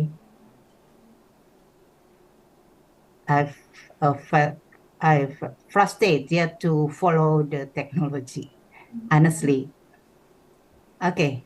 So the conclusion is digital transformation in the health sector is not simple matter. Requires adaptive change in human attitudes, our as health workers, and skills as well as of legal framework and the organization of work. So we cannot doing the digital by self. Even we have the machine learning, we have the facilitate, but we have to follow the legal frameworks and we have to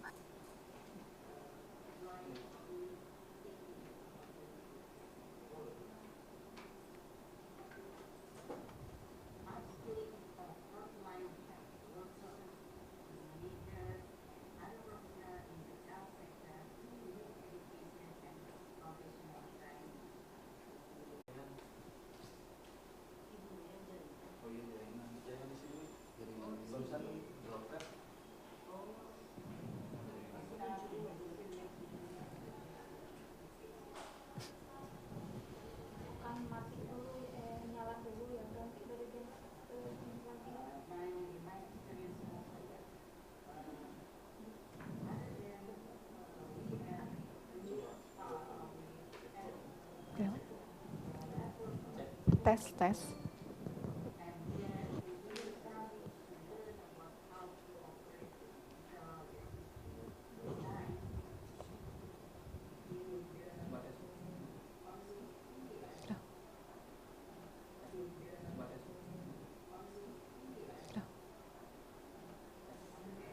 Tes.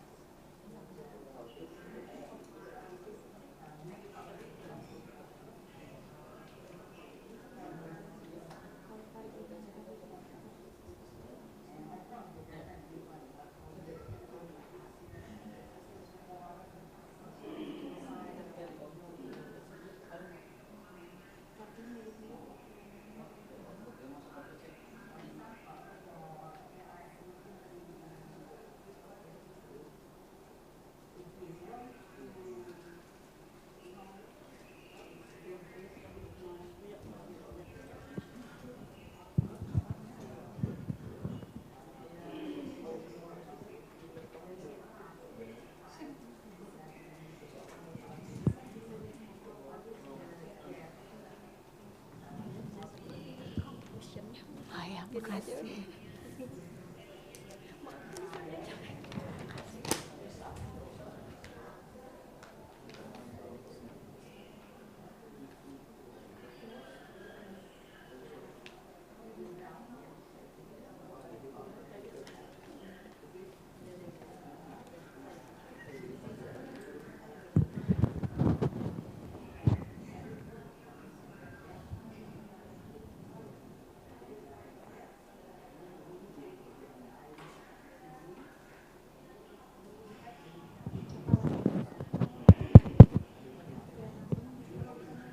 Ams.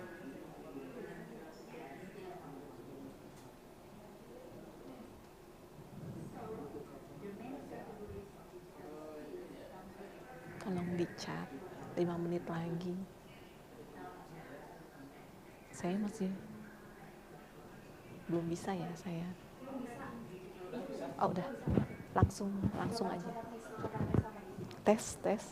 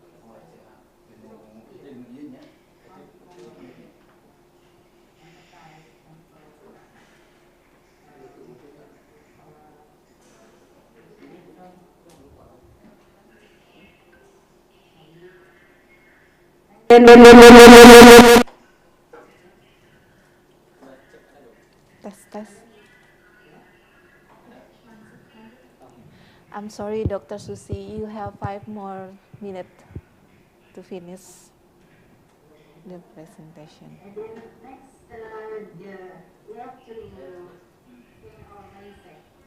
We have to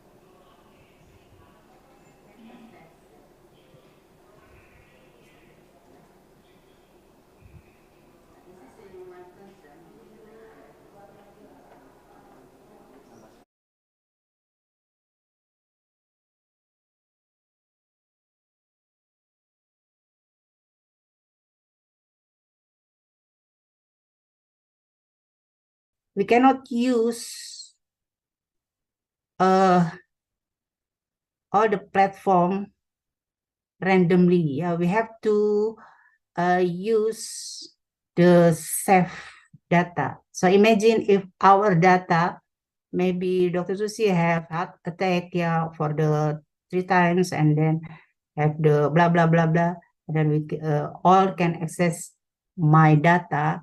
It's not ethics or at all, yeah. So the application digital dentistry there, it is aplikasi Klinik Pintar, ya. I proud of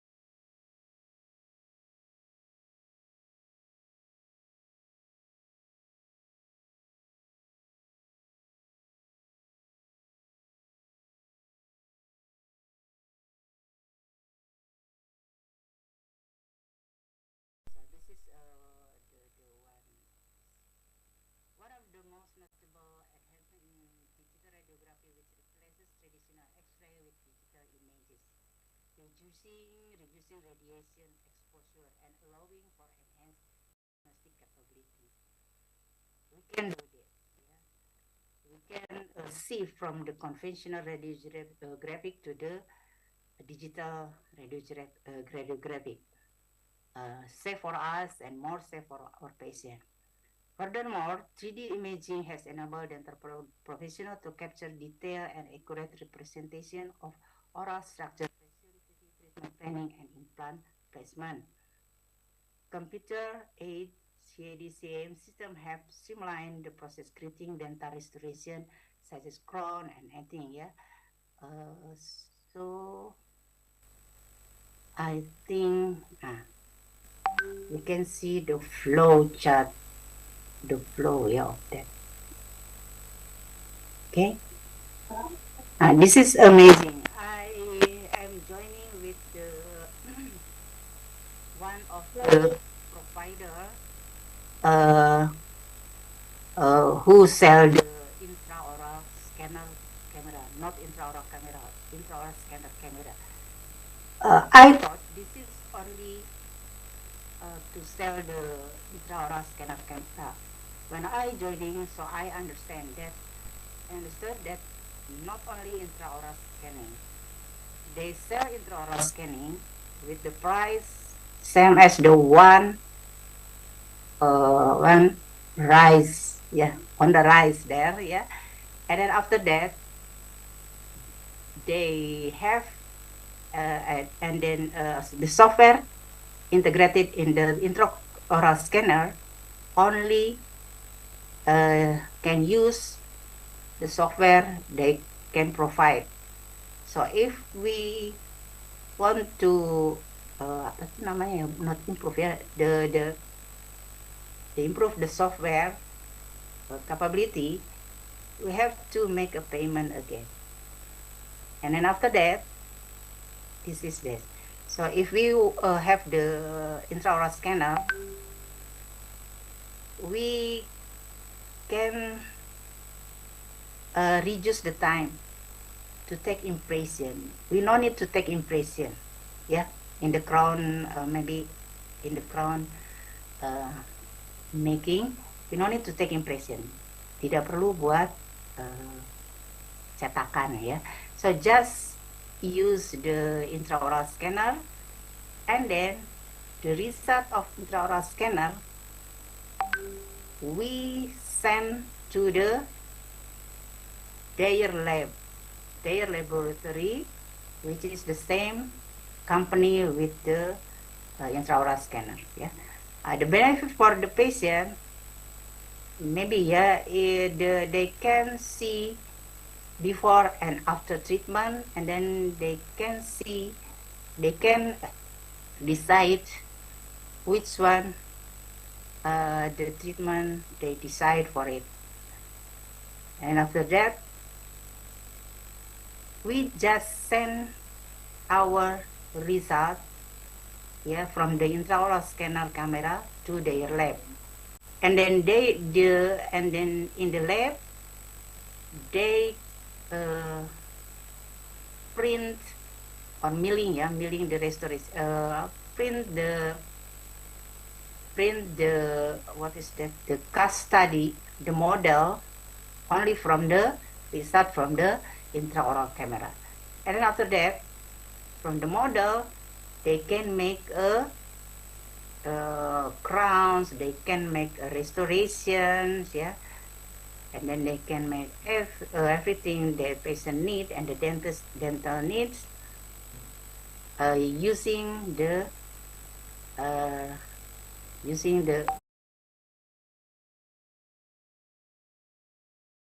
Susi, your time is 1 minute left. Okay, thank you.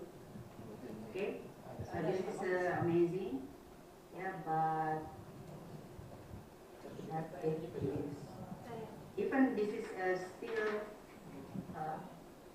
daydreaming, our dreaming, so it's okay, yeah, to dream. It is free, right? So that's why we have to improve knowledge, and maybe our facilities, our work facilities can provide it. So we as a health worker has to improve our knowledge to operate it. Okay, so this is maybe this is out of the deck. Yeah, this is maybe for the first time. Actually, I want to share with the dental caries. The data is shifting from the decay missing tooth filling, DMFT, to the new classification 2, because in the decay here there is not supporting or provide the good repeatability research for dental caries. It's okay. So maybe in other time. Thank you for your attention. And then maybe I apologize again that it is not my expertise. I just sharing my experience in my workplace. Thank you, moderator. Assalamualaikum warahmatullahi wabarakatuh. Comprehensive presentation. If I may quote your presentation, that you say it's okay to have a daydream, and from a dream we will move on to the invention of new technology. Such an interesting topic. Okay. Now we have come to the question and answer sessions. We will invite a participant to ask the question. The question links already available on your chat.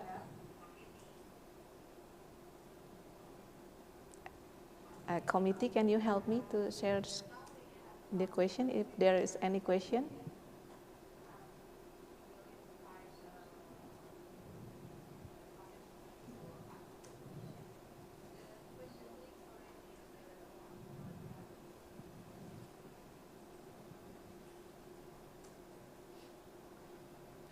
Or I will invite those who have raised their hand also.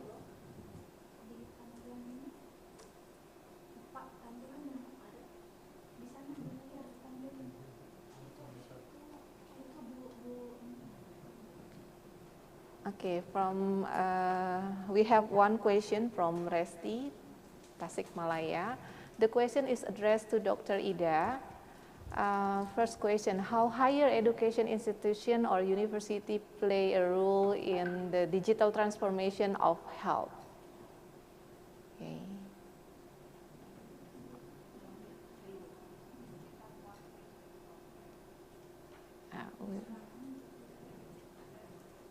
Okay, we're waiting for Dr. Ida. Dr. Ida, we have question for you.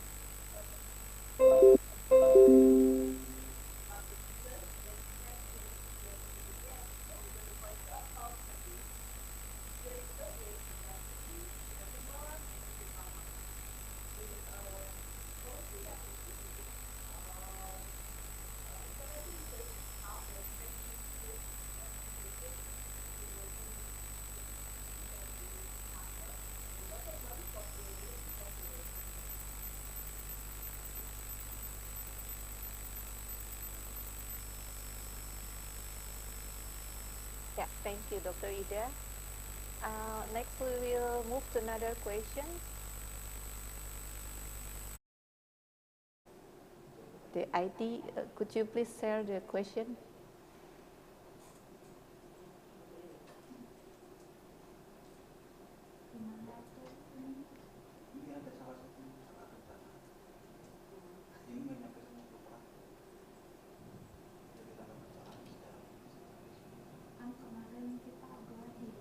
Do we still have question, IT?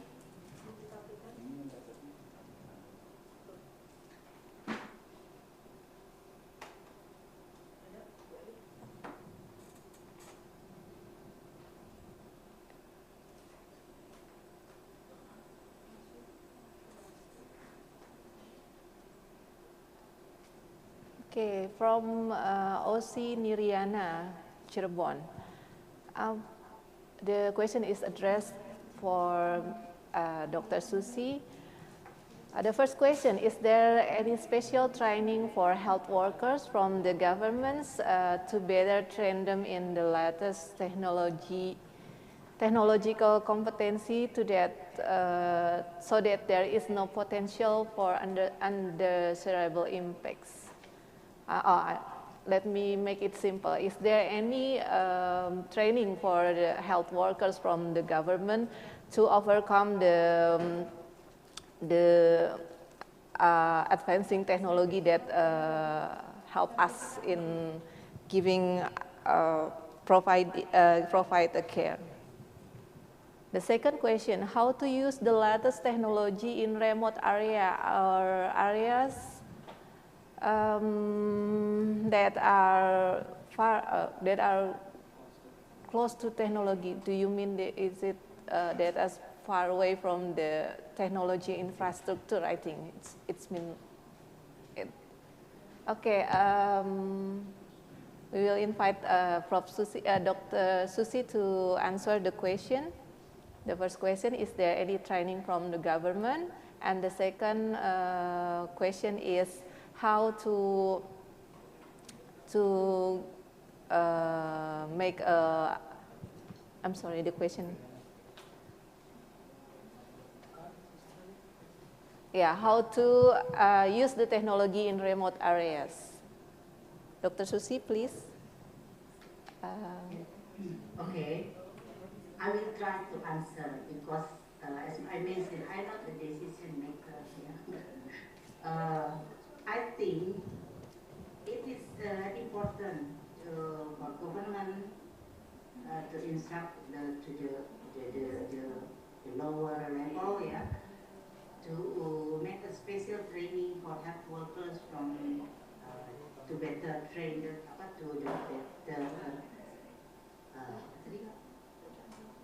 acceptance, yeah, on the how to operate the teledentistry.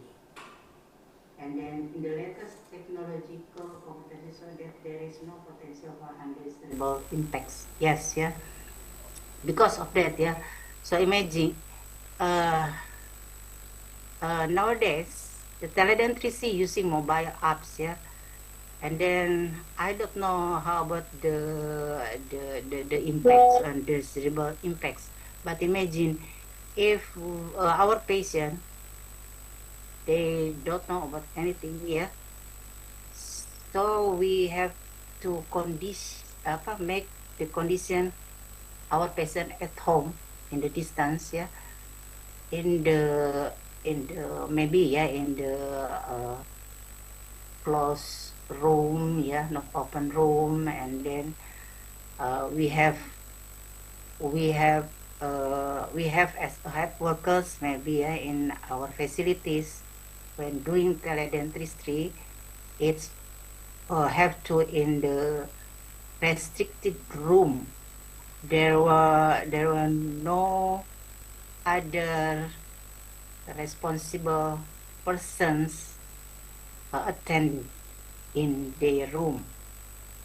So the patient can believe in us, yeah, and then we can follow the ethical and then concern of the patient. Okay, so I think we need the government need to make need to train the health workers how to operate safely, and then how to use the latest technology in remote areas or areas that are close to technology, or areas that are close to technology.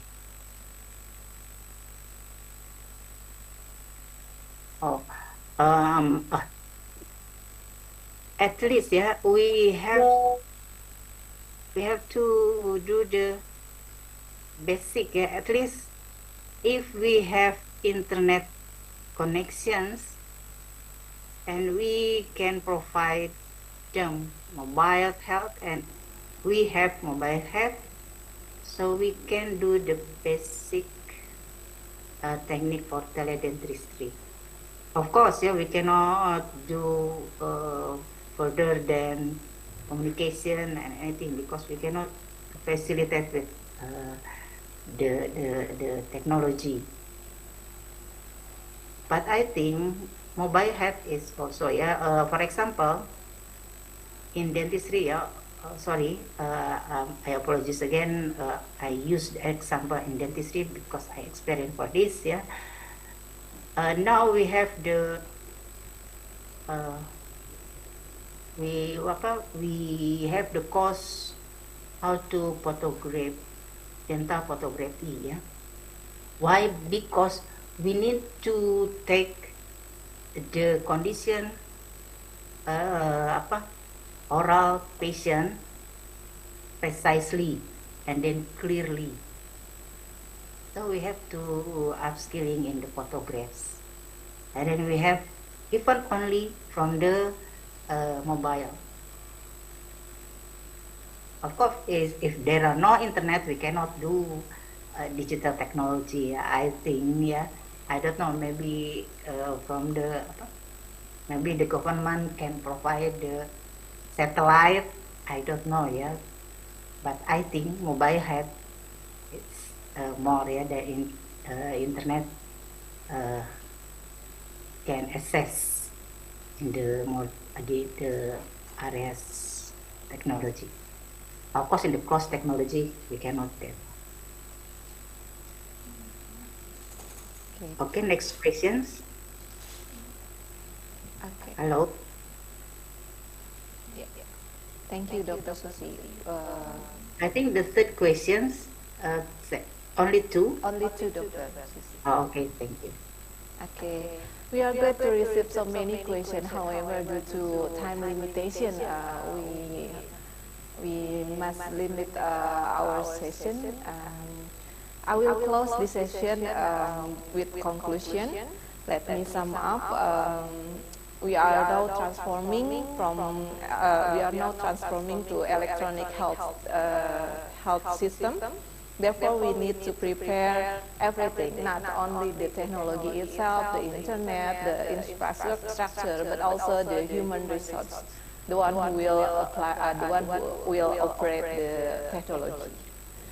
Okay, ladies and gentlemen, we have finally come to the end part of first plenary speech sessions.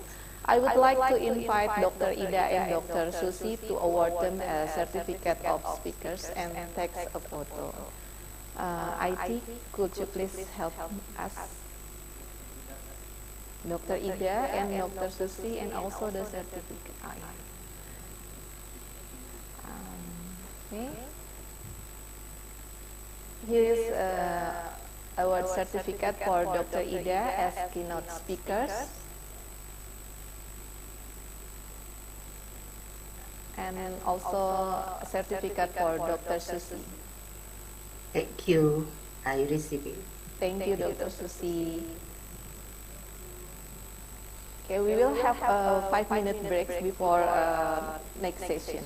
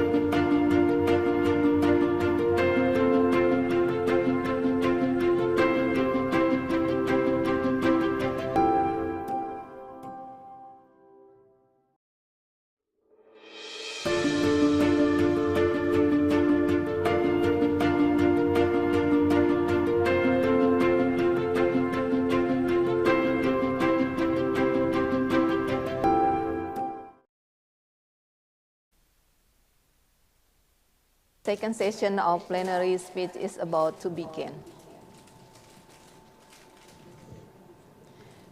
First of all, I would like to invite Dr. Shahgahan Mia as our first speaker.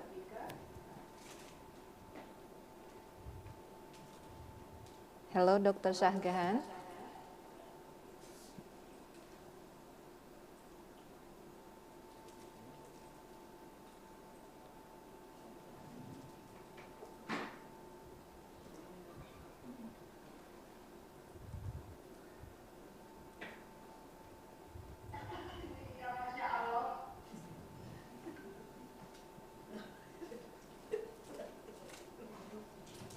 Hello, Dr. Shahgahan. Okay. Can you open your camera? Microphone, so it is my time. Yes, it is your time. Can you open your camera? Yes.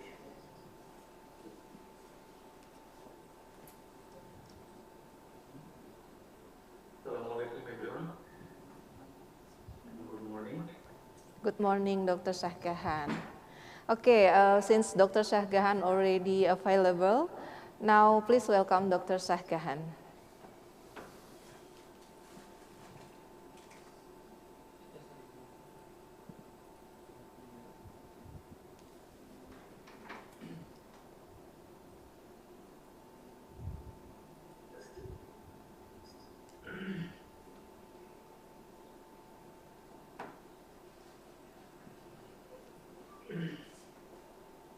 Assalamualaikum everyone and good morning. Waalaikumsalam. From Bangladesh. I am being pleased to and honored also to have this platform in the third international conference on health education and technology, focusing on the strengthening collaboration and innovation to support global health transformation. I'm sorry, Dr. Shahgahan, can you slide show your PowerPoint? Okay. Yes, I share. Slideshow. Can you click the slideshow button?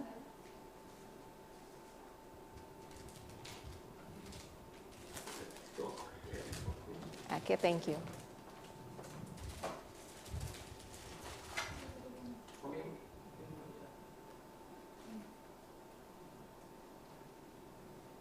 You will share? Yeah. The screen?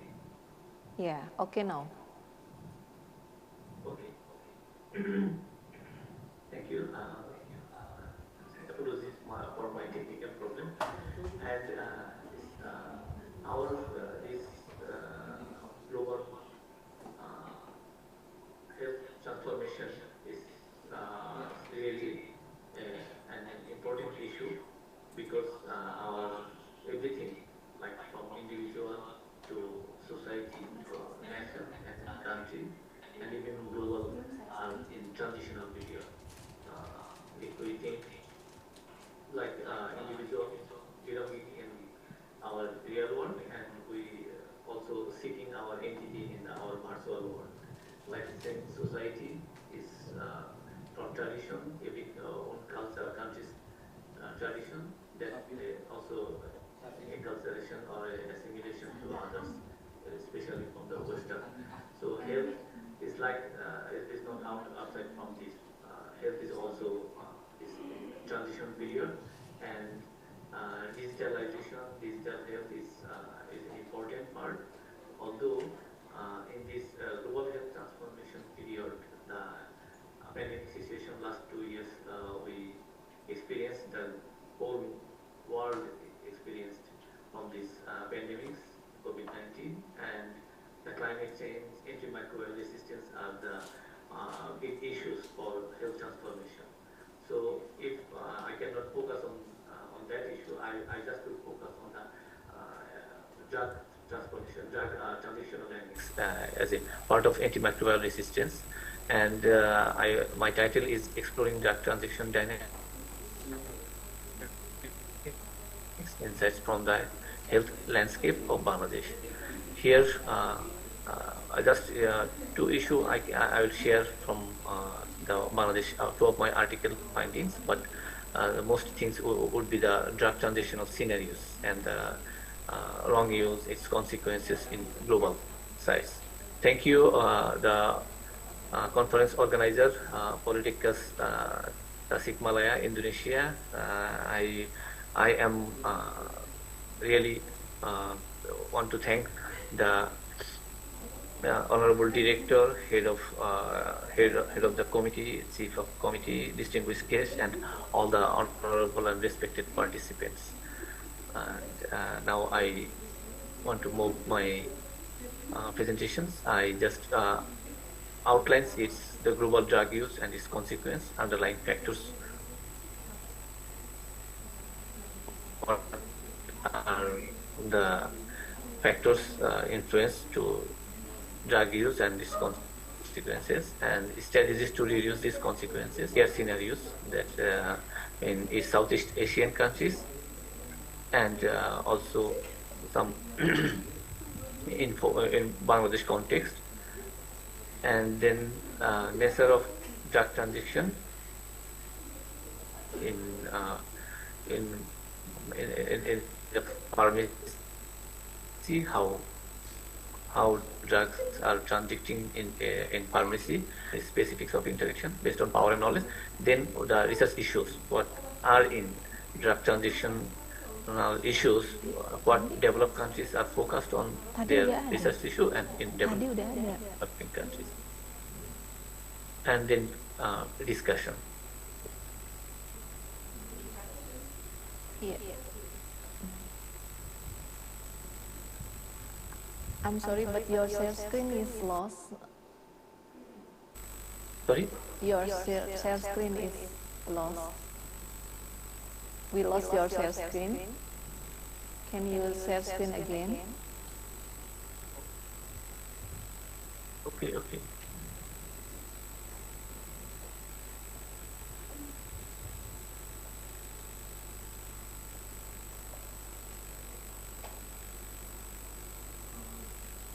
Okay now?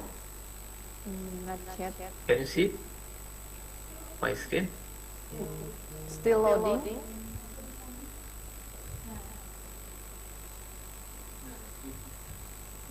Okay. Can you see? Yeah, it's good now. Okay. Sorry again. Yeah. And this is the outlines of my presentation, and here the global drug use and its consequences. If we consider the drug use as a health transformational issue, here why we will consider, then we can see the scenarios of global situation of drug use. Here, up to 4 out of 10 patients harmed in primary or ambulatory care settings. And it costs for $42 billion every year, and 50% people intakes their medicines incorrectly, and most of these 50% are from Asia and African context. So if we consider this wrong use of drugs, then what about the antimicrobial resistance?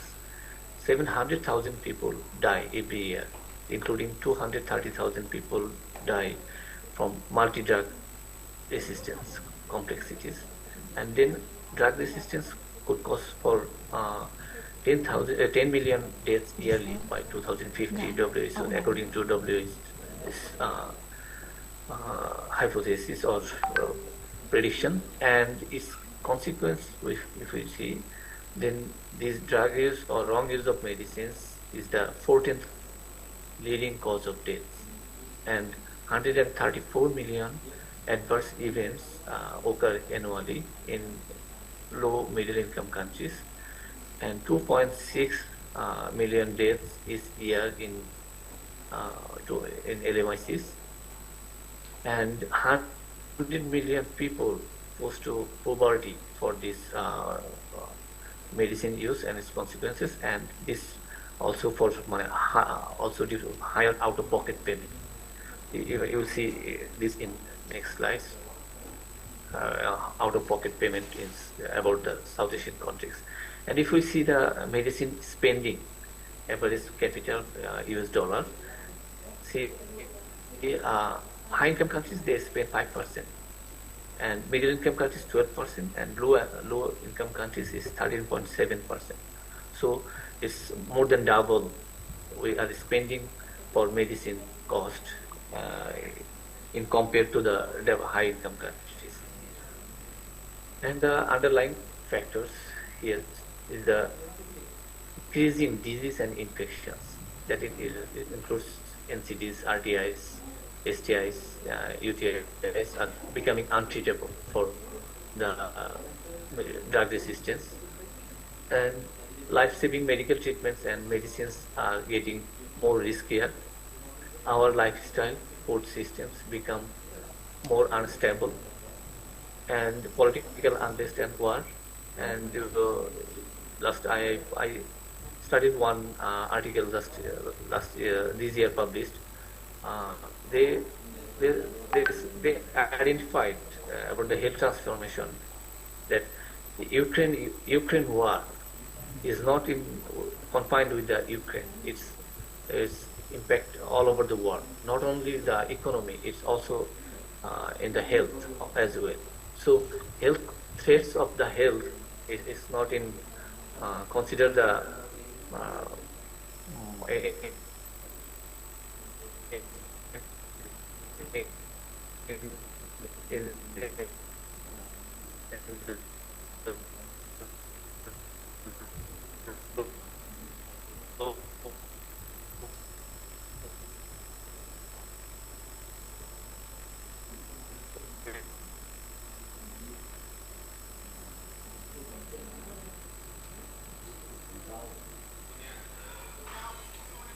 Seems Dr. Shahgahan has a problem with the connection. We will wait for him.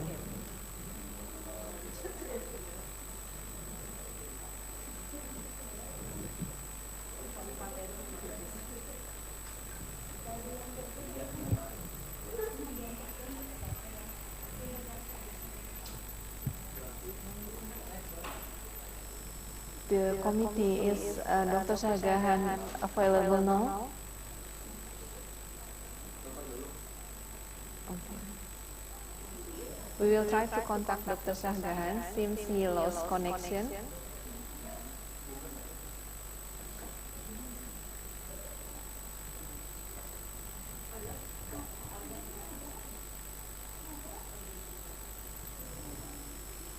Hello, Dr. Shahgahan. Your microphone is unmuted. Sorry, my electricity shut down here. Sorry, internet also dropped down, and now I connect from my mobile phone. Sorry, again, it's maybe our limitations. So okay, we are talking about the wrong medicine use, the underlying factors. It's maybe I miss. I don't know where I disconnected. So here, I was talking maybe our lifestyle, food systems have become more unstable, and political unrest and war, and less investment in health. And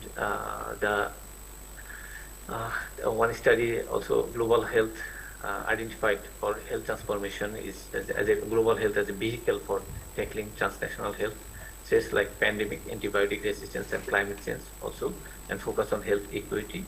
And health limits itself to being as reactive, not rather than proactive, and it's that concept of health should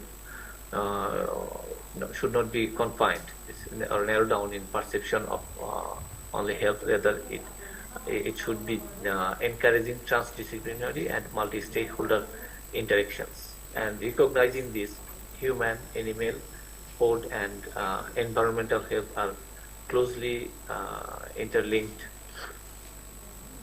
interconnected with the coordinated, multi-sectoral, and One Health approach. So these are the underlying factors of seeking prescribed or non-prescribed drugs, visiting to the pharmacy, and more seeking medicines from pharmacy. So if what so global strategies are taken to overcome these issues, it's like some evidence shows the WHO third global patient safety challenges taken to reduce level of severe preventable harm related to unsafe medications practice and errors by 50%. And this could be save 500 billion US dollars. It is optimized use if we can positively or proactively use our medicines.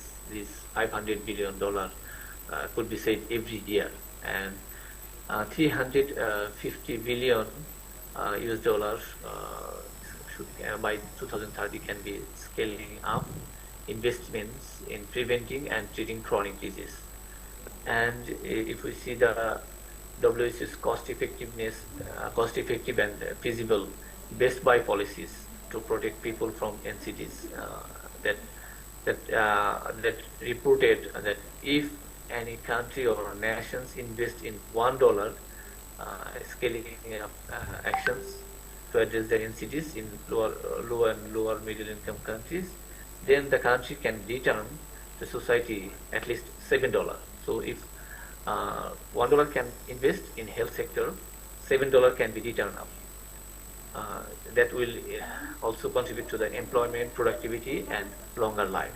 So medicine's behavior is very important in our health transformation sector. So if we want to see the states of medication safety, then according to WHO, then these 5 stages can be reviewed. Here, appropriate prescribing and risk assessment, benefit and risk, then medication review, then dispensing, preparation and administration, communication and patient engagement, and medication reconciliation at care setting, at care transitions.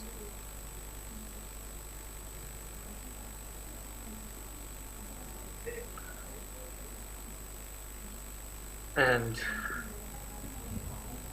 healthcare scenarios, if we want to see the healthcare scenarios in our Southeast Asian context, there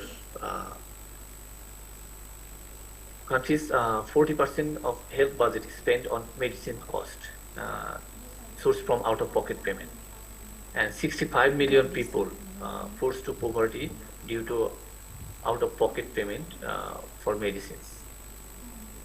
And facing almost except South Korea and Maldives, almost all countries are facing crisis in health workforce and workforce shortages, and higher number of vacancy rate also found in health workers, lower trends of available pharmacists here. Then healthcare scenarios, Southeast Asian context, if we see the density of doctor, nurse and midwives per 10,000 population, although WHO identified 44.5 per 10,000 and World Health Report is 22.8 per 10,000 population, but if we see in Bangladesh it's below 10. And in others like Indonesia is also just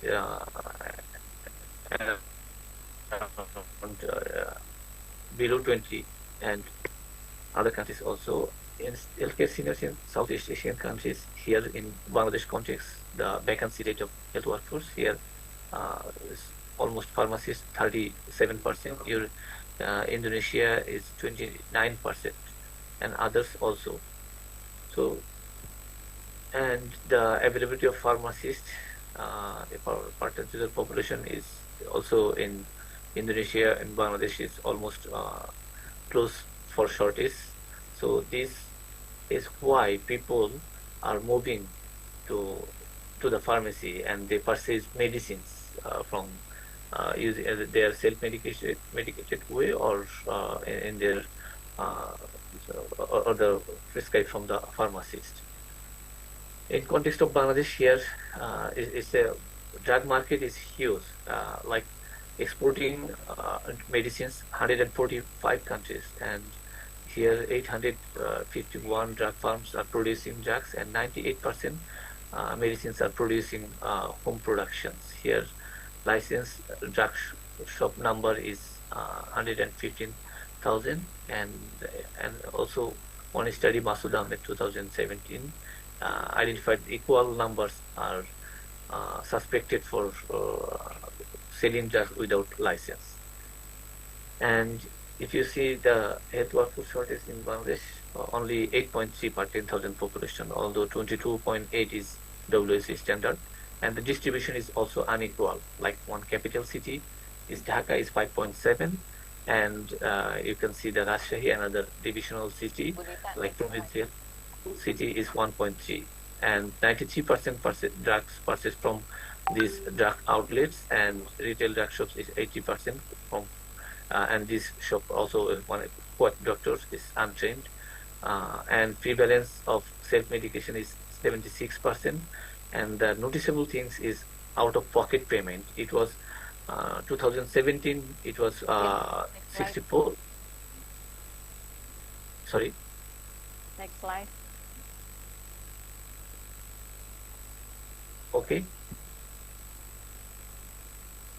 So that was the situation of Bangladesh about the drug transactions, and now the drug transactions. One of my study is why people purchase drug from the drug store. Here, if you see the realities of medicine or practices of dispensing and purchasing drugs, you can see the retail drug store is licensed or unlicensed, drug seller and sales assistant operated drug store. Sellers education is general education, then the pharmacy training, they got only 3 months C-grade pharmacist, 3-month training and shortly trained, and they are mostly profit motivation. And study identified that these people when get another job options, they are establishing drug shops, and the clients also their education is background also differentiate the seeking drugs patterns and use drug use knowledge also, and previous experiences about the drugs also influence their drug seeking. And the patterns of drug dispense is mostly non-prescription drugs, some prescription medicines, and if someone also want to purchase the prescription drugs, the seller try to substitute the generic one. And socio-cultural aspects is the vicinity, availability of health information services, trust on seller and service, and competition, positive reputation, and quick recovery. So here is the main concern was argument that the seller want to, and not only seller, is the patient or client also want to get rid or quick recovery. So whatever the medicines is antibiotic or high antibiotic, it doesn't matter. They need to be more quick recovery. So that is the reproduction, and that's the concerns of medicine, cultural and economic context is the economic context is the low price, avoid consultancy fee, save travel cost and time. They can loan, the client can get medicines by loan and installment, and non-drug service for they visit also for non-drug services. Like installment and loan also is sometimes looking positively that clients get medicines from loan and installment, but in case of antibiotic use,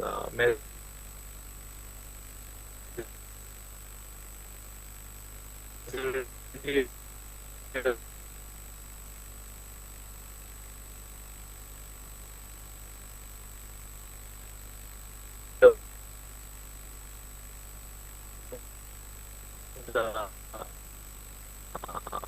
patients on the low income group, they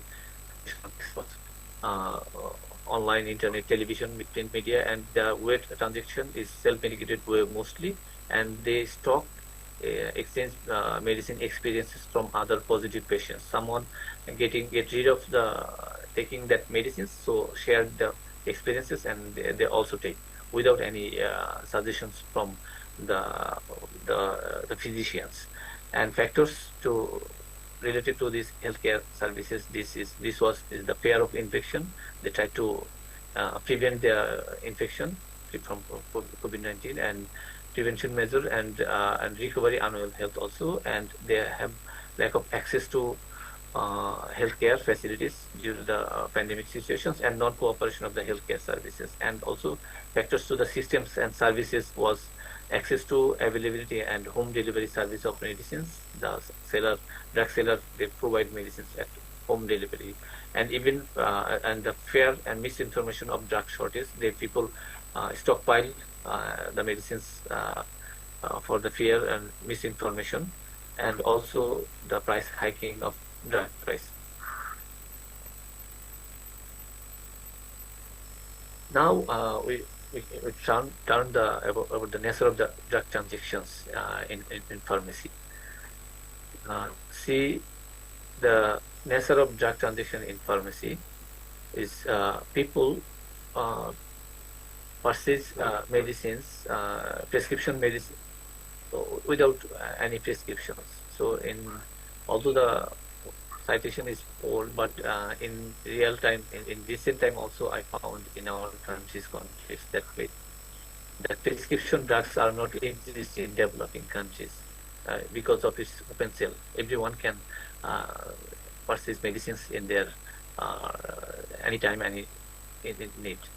And prescription also shared with their friends is common. It's COVID-19 also pandemic situations I found.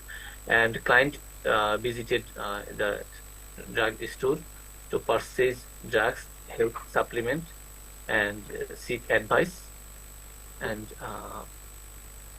collect drugs. People buy medicines by name, sometimes showing their old sample, present a piece of paper and symptoms, and specify their parts of the body, describe the shape, form, and color of the medicines, and drug dispense on client's request with low quality drugs, and seek drugs from the clerks and shop attendants. Because in majority in South Asian countries, pharmacists are engaged in their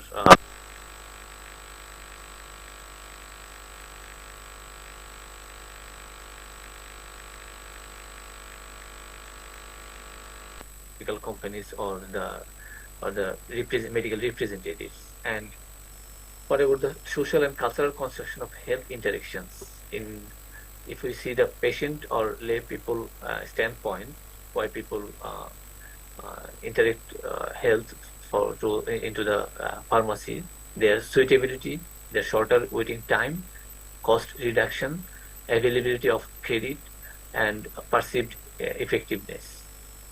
Client trust also support for this, and their available information, internet, newspaper, mobile phone related relatives, friends, and neighbors. And patients also shows uncomfortable disinterest to share their personal issues in a non-private spaces in the pharmacy. And local context, cultural sensitiveness, and preference from the specific medicines used, like in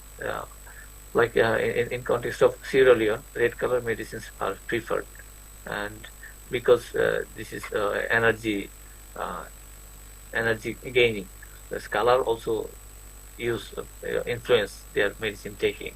In context of India, in Ghana, they also they prefer injection rather than the tablets, because they thought that if they take the medicine tablet form, it's just defecation will not active in their body.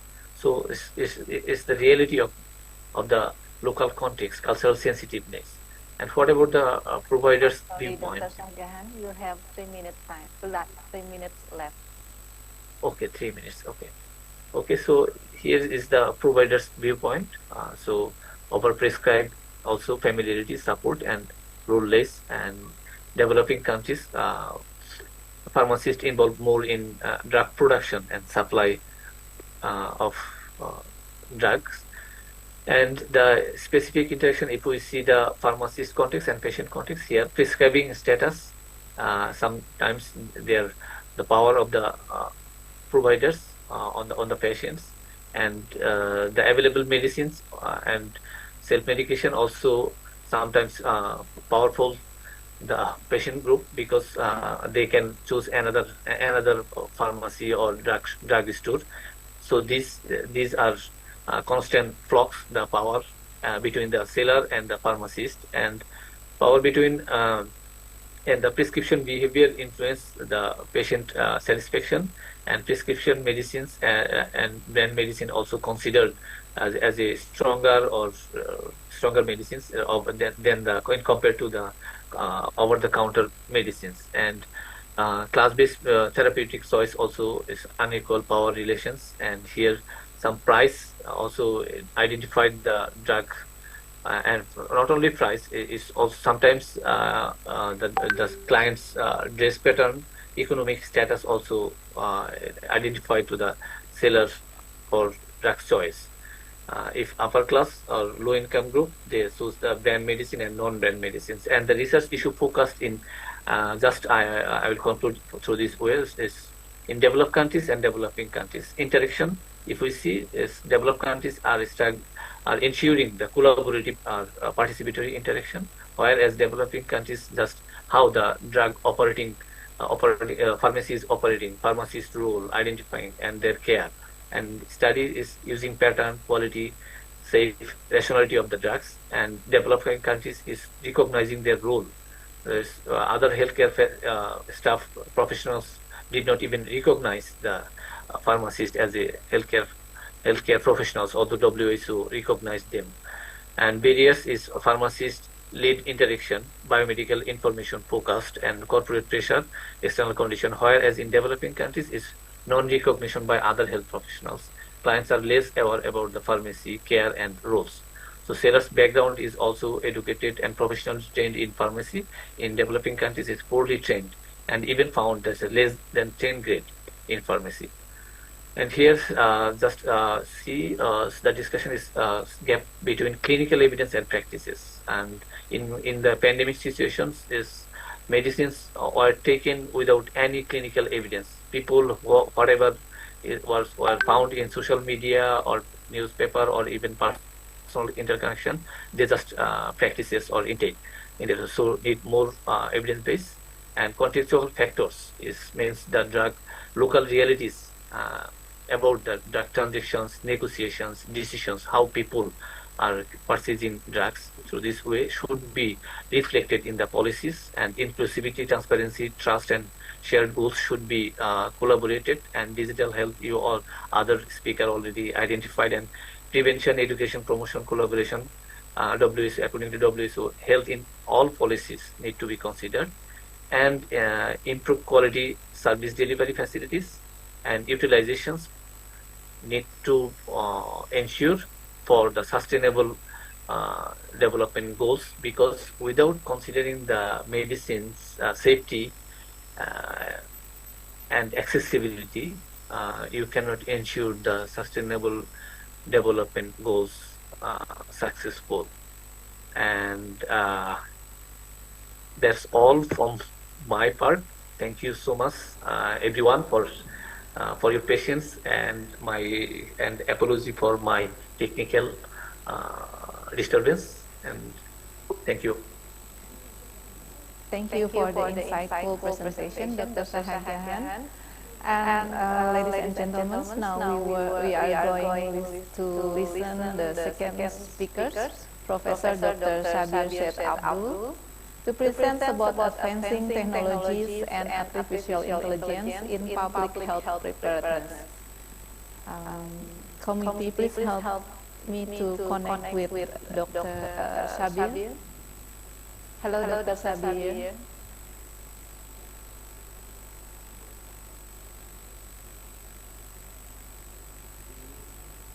Hello. Hello. Can you hear me? Hello. Okay, so Dr. Sabir, please, the time is yours. Thank you so much. So first, make me sure that you see my slides. Are you seeing my slides? Yes. Perfect. Thank you so much. First of all, Assalamu alaikum for all audience, and I am really thankful for inviting me to share my experiences on this advancing technology and artificial intelligence, especially focusing on public health preparedness. Please let me know if my voice is not so clear so that I can correct according to that. And as I see, the topic of this conference is very much important and very timely topic of health, education, right? So this talk which I am focusing is on how advancing technologies and international intelligence will be helping in public health preparedness. So to give my small introduction, I am a medical doctor. Actually, I am from India, but I am working at Taipei Medical University from last 12 years, and I am a full professor of artificial intelligence and digital health. And digital health, as you guys know, is nothing but merging information and communication technology and healthcare. So in my presentation, I will try to focus how we can make public health preparedness using advancing technologies and artificial intelligence. So to begin with, let's start with the definition of what is public health preparedness. It's nothing but ability of the governments, in your case, Department of Health, institutions and communities to prevent, response to and recover from public health emergencies. Now the question is, what are the public health emergencies? So recently we had very good experience of COVID-19, which is pandemic of infectious diseases. If you remember, it was not only affected to one country, it was affected to whole the world. That's why we called it pandemic. Whole world was affected by it. So many countries underwent lockdowns. That means you are not allowed to go out. Schools, offices, restaurants, everything were closed. Even mosques, temples, everything were closed so that we don't go out and get infected or infect other people. Other things can be like natural disasters like earthquakes, floods, volcanoes, eruption of volcanoes. So there can be other droughts, other disasters. Also, it can be terrorism by exploding biological bombs or accidents in industrial accidents where gas will be given out, like we had in Japan and few years back we had in India. So there are so many incidences where the public health authorities has to be on high alert to see this, and I will show you what are the things they should take care of. And also at the end, now we see what's happening in Ukraine, what's happening in Palestine. So how these people are coping with this type of situations. God forbid it should not happen to any one of us, but if that happens, what we are going to do? How we are going to respond to this type of events? That is all about public health preparedness. Then there are key elements of public health preparedness. Number one, surveillance and detection. This is the key. Unless you do surveillance and know what's happening, early detection, then you will be too late to respond. Then once you detect, you need to have response capabilities. Yes, you know there is infection, but you don't know how to deal with it. Then still it is useless. So having plans, personals, resources in place to respond effectively to health emergencies. As I told, these emergencies can be various. So government, Department of Health should be prepared for all type of emergencies. It can be natural disasters, it can be wars, it can be endemics, pandemics, infectious diseases, anything. Third one, communication systems, which play a key role. If you guys remember, Taiwan has done very good job during COVID pandemic. Why? The most important thing, powerful tool which the Taiwan has was advanced communication system and advanced electronic health record systems in all hospitals.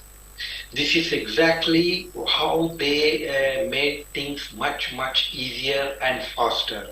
And communication system is not only within hospital, but in between different departments.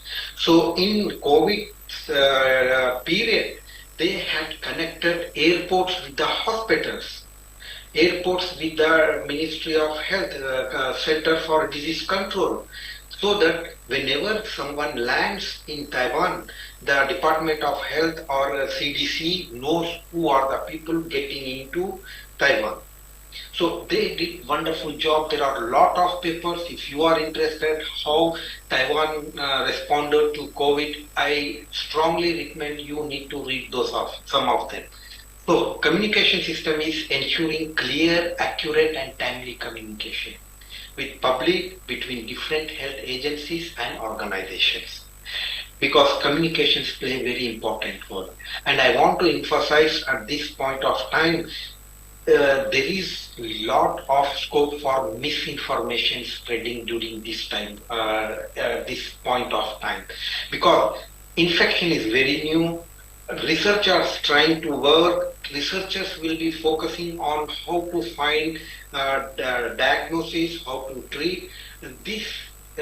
Some people take this as an advantage and try to propagate whatever they want. All misinformation. You can see a lot of misinformation happening during COVID period.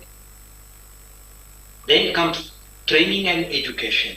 Yes, training health professionals, educating public plays a very important role. Actually, we need to communicate, engage communities. It's not only doctors who can do unless communities don't respond, don't react, don't work efficiently or adhere or compliance to the suggestions given by these doctors and CDC, Center for Disease Control. Of course, research and development should be there, developing new technologies for diagnosis, medicines, practice to enhance public health responses, like practices like mask, washing hands. Everyone knows that, but the question is they should practice it. If they don't want, that means you are not empowering them or not educating them properly, right?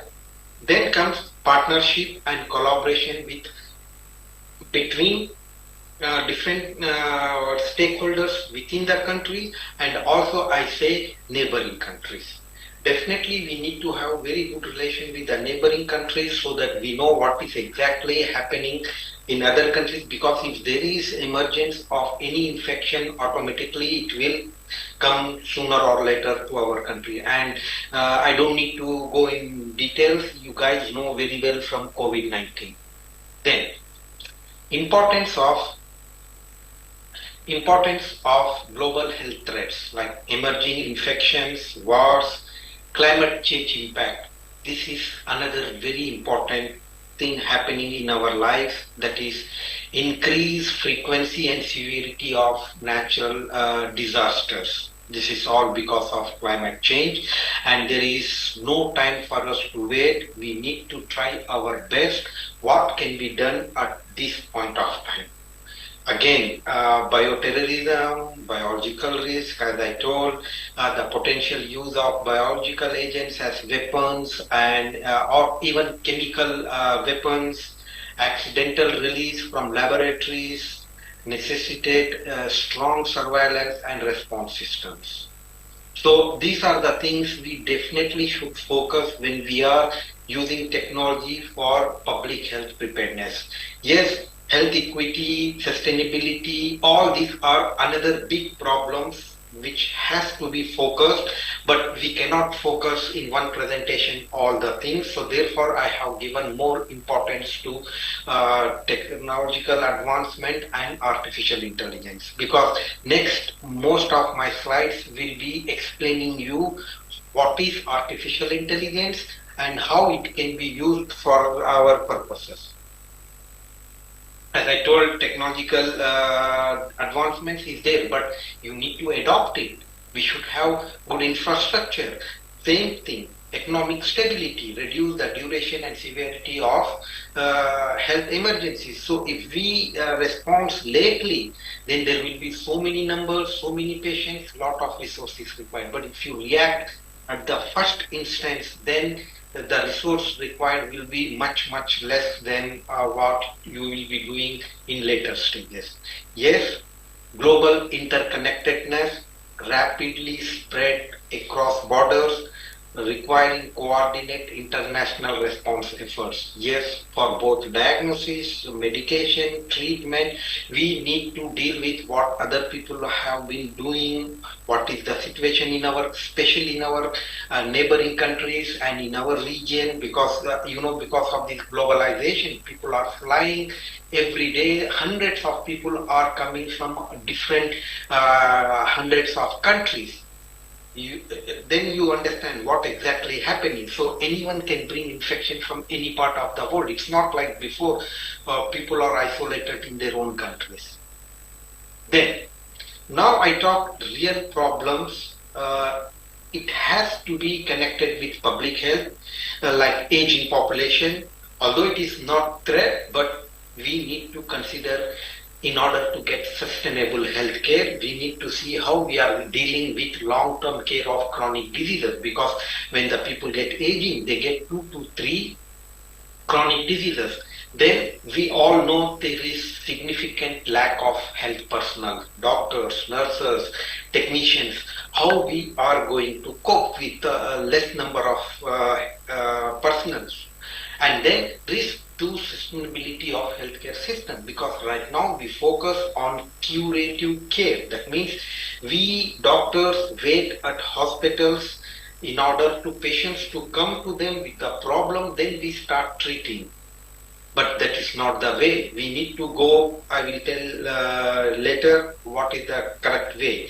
Other risk factors are medical errors, patient safety, and health inequalities, as I told. Then there are 4P medicine which we need to follow, because right now we are following curative care method.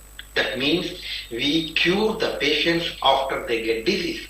But actually, with the advancement of technology, we can focus on prediction, prevention, personalization, and participation.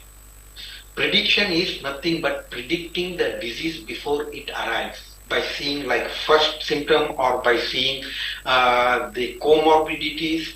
Then comes prevention. Once we know this person is at high risk of this, we need to take measures of prevention. Then comes personalization. We cannot treat all the patients with same medications, because all genetics are different. So we need to see for a given person which antibiotic works, what type of medications works. Accordingly, we should tailor the medications. And last, the most important is participation. Participation has to be from the patient side. If patient don't care in his or in her own management, health management, there is very little what doctors can do sitting in the hospitals. Then I will jump to artificial intelligence, what it is. It is not started from one night. We started from rule-based, then we moved to probabilistic inferences, then come the statistical, then we have adapt scores. Like we know for glaucoma scale, for Apgar scale. There are so many scales so that physician can prognose the situation of the patient. But we want to focus on artificial intelligence. So what is artificial intelligence? Program with ability to learn and reason like humans. Actually, intelligence is nothing but the capability of making a decision.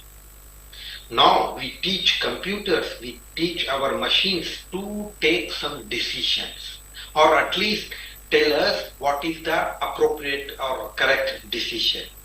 Then comes machine learning. Algorithms with the ability to learn without being explicitly programmed. So you cannot go for each case and program. No, you teach them by providing some data set. I will go into depth what type of learning we can do, and then the system itself tell us the answers. Then come deep learning. Here it is much more depth or more technical than machine learning. Subset of machine learning in which artificial neural networks adapt and learn from vast amount of data. That's the key. So we need to see, I will explain each of them. Machine learning, a process that starts with a body of data and then tries to derive rules or procedure to explain the data or predict future data. So it can be prescriptive, that means just describe what is happening, descriptive, predictive, and prescriptive. Prescriptive is like it provides suggestions. Predictive is it tells us what will happen. Right?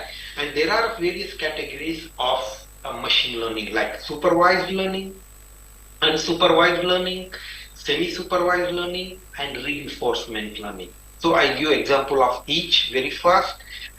For supervised machine learning, we provide labels, we give answers to the computer. If you see first side on your left, all the labels are there. This is hexagon, this is triangle, this is square. So each time we feed the data, we give them with the answers. Then what we do, we test the system by providing random shapes and ask them what it is. It is square or it is triangle or hexagon. Then we see whether the system is answering appropriately or not. If it is answering correct, that means system is already learned. But if the system gives false things, we need to train with more number of data as an input so that the machine already learns.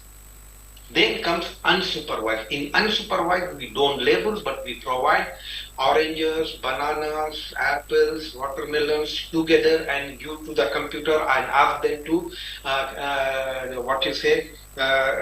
classify. So it do the clustering of the data which looks alike.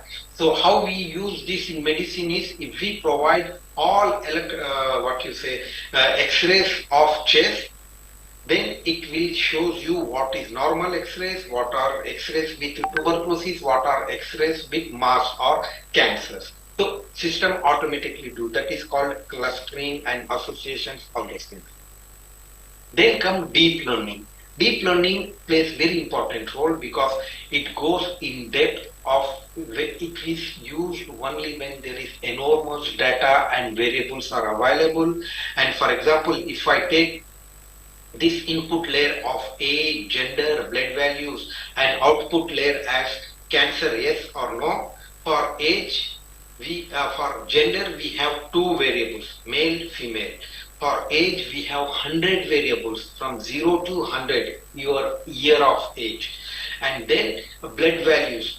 There are so many blood values like hemoglobin, neutrophil, basophils, ERS. So there are so many things. Like if you go with lipid profile, again, triglycerides, all those things are there.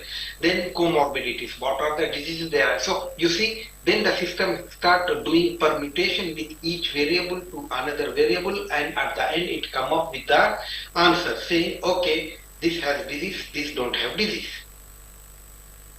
This is how it is all structured, like supervised, semi-supervised, unsupervised, and what models we will get. And this is another interesting effect that is called reinforcement learning, where we make an environment and teach the system to correct itself. So if you remember how we learn bicycling, so we start bicycling, we fall down, we get hurt, then we know, oh, okay, if I do little bit wrong, I go and get hurt. So we try to learn ourselves. Our reward will be going more faster or more longer without fall down. And our, punishment will be fall down and getting hurt. This is how it works. See, you get reward. If this is the cat, as an agent, if it walks, it get fish as a reward. That's how it works. Then, this is enormously used in video games. Here we teach this one how to play, and each step is associated with the step of how these two ghosts are working, because it has to escape from these two and eat all these eggs or dots whatsoever. So this is how we teach machine or environment. The more it eats, it gets more score. That is an advantage, and it has to escape from these two ghosts. This is how it works. And why we are talking this? Because this is precisely used in auto driver, autopilot cars. What we do, it works with artificial intelligence, where we provide a camera 360 degrees and give 4 commands only. What are these 4 commands? Accelerate, means go faster or go forward, brake, turn right, turn left. Depending on these things, we will teach, okay, how they should react when things are come.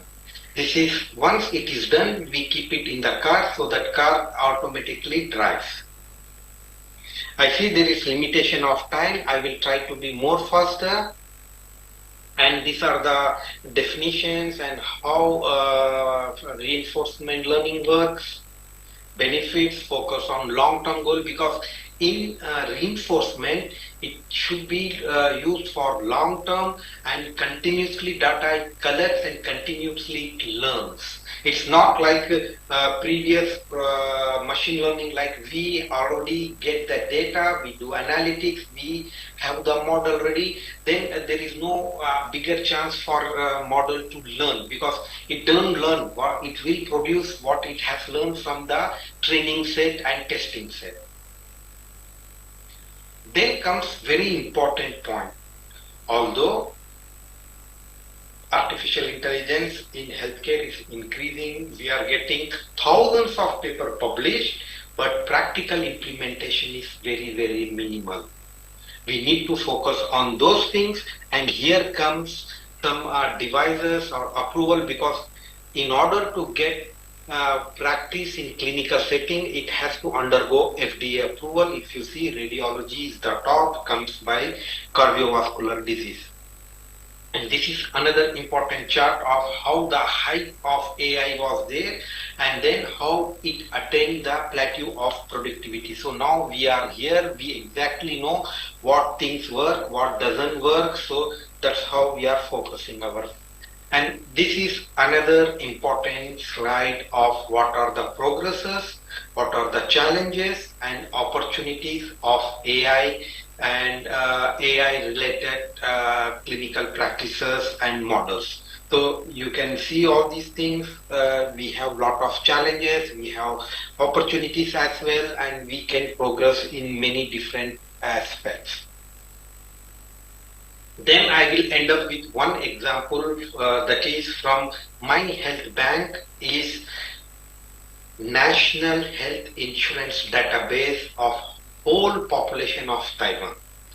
It has specific disease patterns discoverable from EHR longitudinal data, and it uses machine learning models to predict. If you remember my first slides, it's all about prediction and prevention.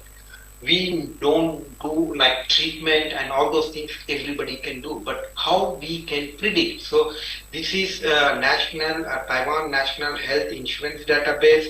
They use machine learning model to personalized prevention and cancer prediction.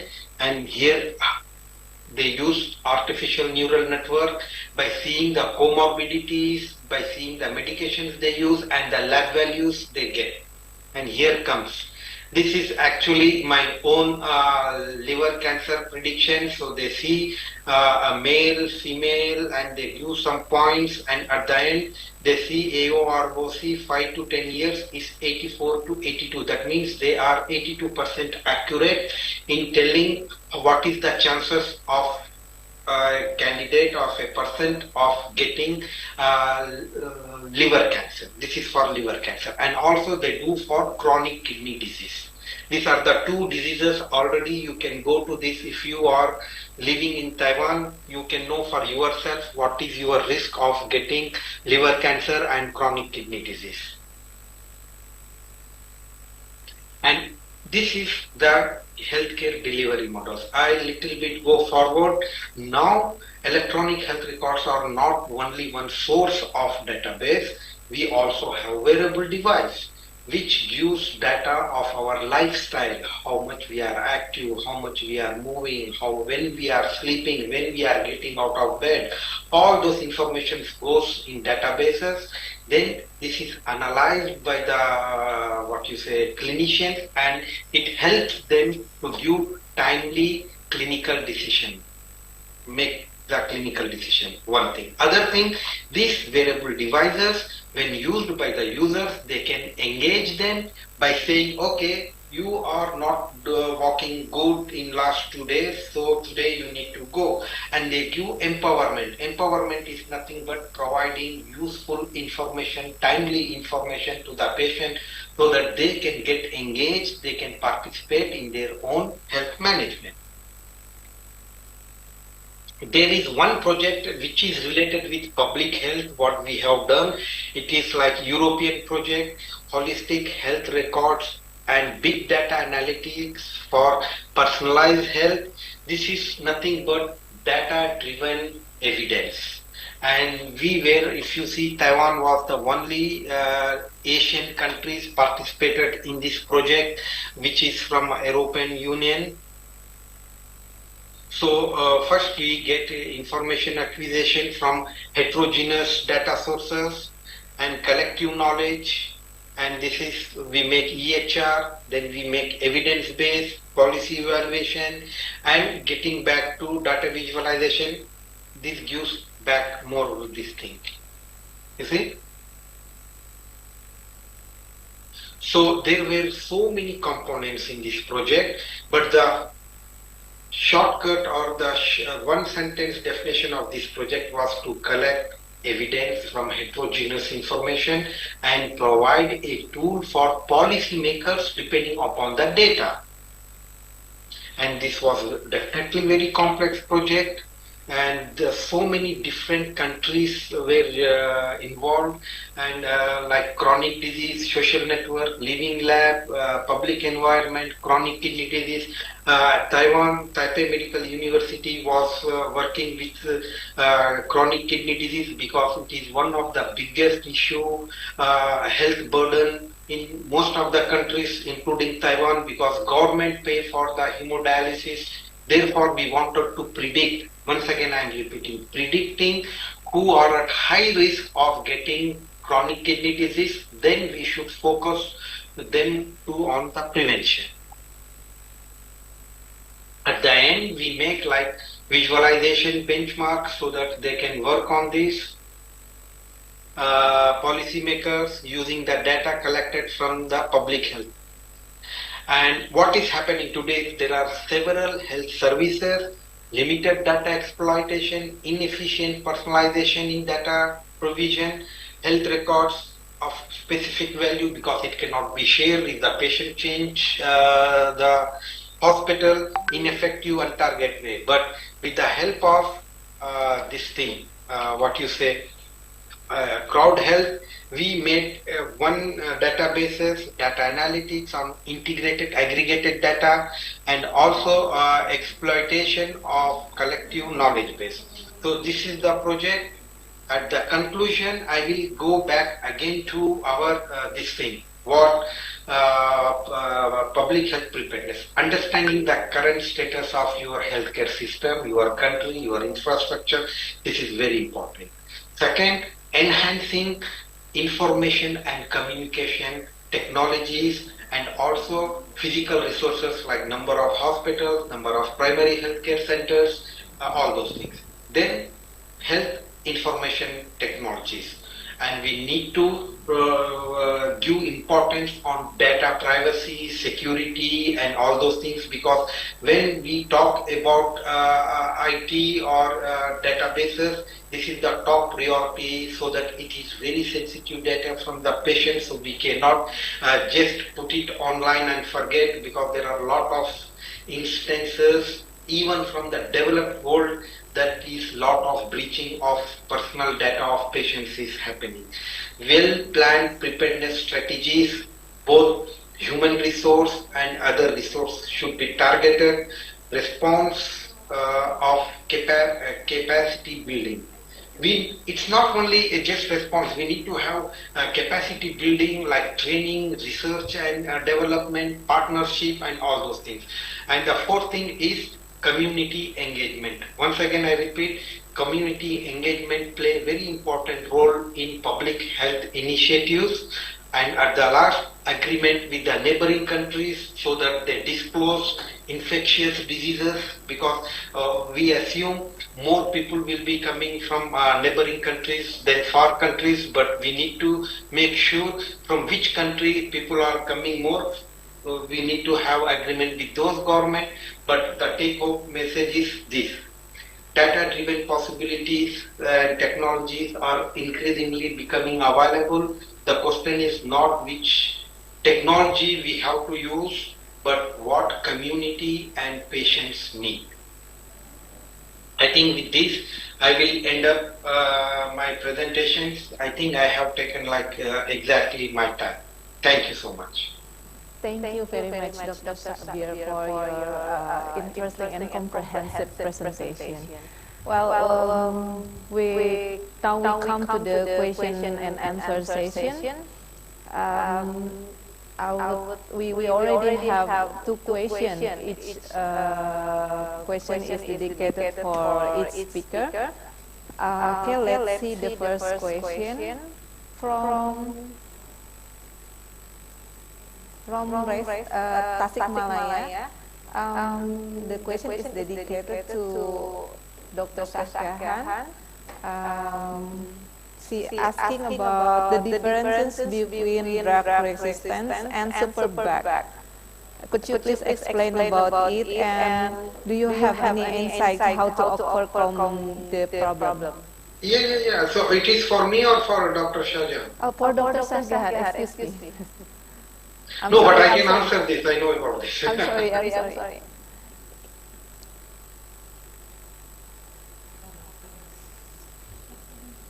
The first question is for Dr. Syahkan, and the second question is for you, Professor Sabir.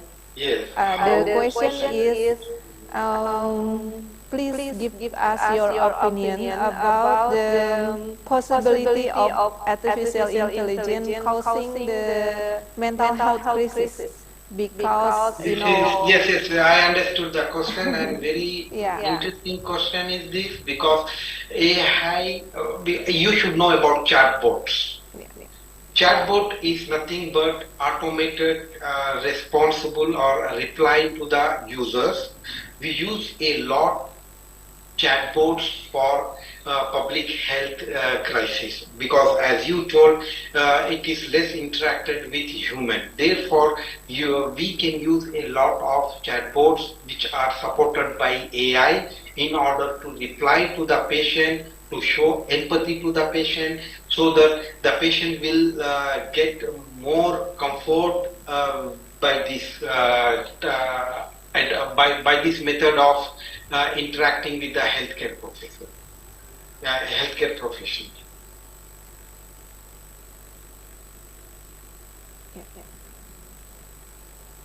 Okay. I'm offering for Professor Sabir if you want to Rare disease. Yeah, I see. There is one. How to overcome the rare disease, terms of preparedness and big. Exactly. This is another very interesting question. So, yes, when we were having our clinical training, we were used to told diagnosis of rare diseases are rarely correct. Understand? That means it's not easy to do diagnosis of rare diseases. Why? Simple logic, because they are very rare, right?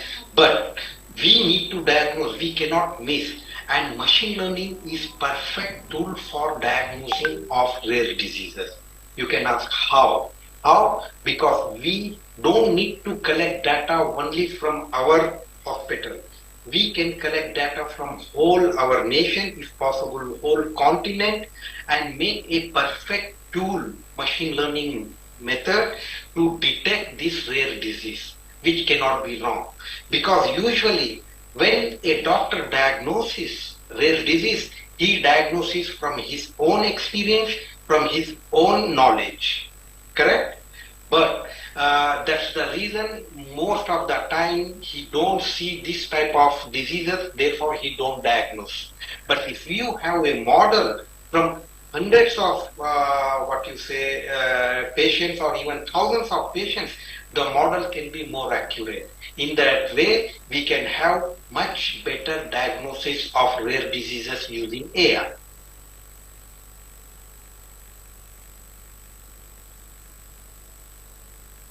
Thank you for the answer, Professor Sabir. Okay, so we already have two questions, and Dr. Sabir already answered two questions, right? We would like to ask the person who asked Dr. Sabir, Susi from Malaysia. Is there anything you want to ask more? No, thank you. The explanation from Dr. Sabir is very clear. So we have to use AI. Maybe we, as a health worker, we don't know about that, because in our mind it is rare, because we don't have, we cannot. Yeah, we have not been seen the disease. But if we try to enter to the AI, maybe they can find, because the big data. Exactly. Okay. Thank you for the clarification. Welcome. Okay, thank you for the participants. Now let's move to the question for address for Dr. Shahjahan. The question is, if I can repeat it again. I'm sorry. Dr. Shahjahan, are you available? I can take that. It's okay if he is not there. Okay, the question from Dr. Shahjahan. It's about antibiotic resistance and superbug. It's superbug because superbug is serious problem happening around nowadays, especially in developing countries. And the underlying cause for developing superbug is antibiotic resistance. Right? Why antibiotic resistance occur is malpracticing of taking antibiotic. What happens in our countries is, when a doctor writes antibiotic, the patient goes and buy for 2 days, 3 days. Once he or she feels okay, he throw rest of the medicine. Then after 1 week, after 10 days, again he gets infection. At that time, the doctor has to prescribe higher power of antibiotic, but same antibiotic doesn't work because the patient have developed the resistance. This is the process going on continuously. Superbug is a term coined when a patient got resistance to all type of antibiotics existing on this earth. Therefore, it is exactly the situation of AIDS.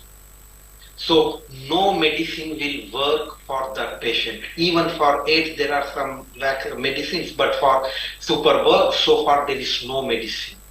Therefore, we should be very much, cautious and warn our patients when we are using antibiotic. We cannot just prescribe antibiotic right or left, because in developing countries you can just go and buy antibiotics over the counter. But in many countries it has been banned. So please give very importance for prescribing and usage of antibiotic. That is the only way to control superbugs. I hope Professor Shah Jahan accept with my. Yes, thank you, brother. Thank you so much, because I already answered into the chat box, because my microphone was not allowing me to talk, and from my background is not also allowing to explain this the superbug especially. Maybe I can say some social science perspective about the microbial resistance, but the differences is from medical background. I cannot explain that way. So you also explain from both sides, from social science also, because in developing countries people are not taking the completing the antibiotics fully. That is why these medicines are becoming resistant day by day. So thank you so much. Okay. Thank you very much, Professor Sabir and Dr. Sagahan. Yeah, we know both of you have explained us in different way. I mean different vision. First explanation from Dr. Sabir is from clinician point of view, and then Dr. Sagahan is from the social science point of view. Both of them has explained us the comprehensive issues about drug resistance, antibiotic resistance, and superbug. Okay, then last but not least, we finally come to the end part of second plenary session. I would invite Dr. Sagahan and and Professor Sabir to award them a certificate of speakers. IT, could you help us? Okay, this is the certificate awarded to Dr. Sagahan as keynote speaker. Thank you very much, Dr. Sagahan. Thank you so much. And the second certificate is dedicated for Dr. Sabir as our keynote speaker. Thank you very much. Thank you very much. Okay, ladies and gentlemen, finally we come to the end of the plenary speech session. We would like to say thank you to all speakers and all participants for your active participation.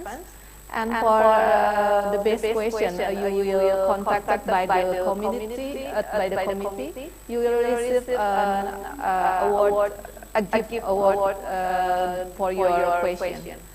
Hopefully our discussion will be beneficial for everyone. Thank you for your attention. Assalamualaikum warahmatullahi wabarakatuh.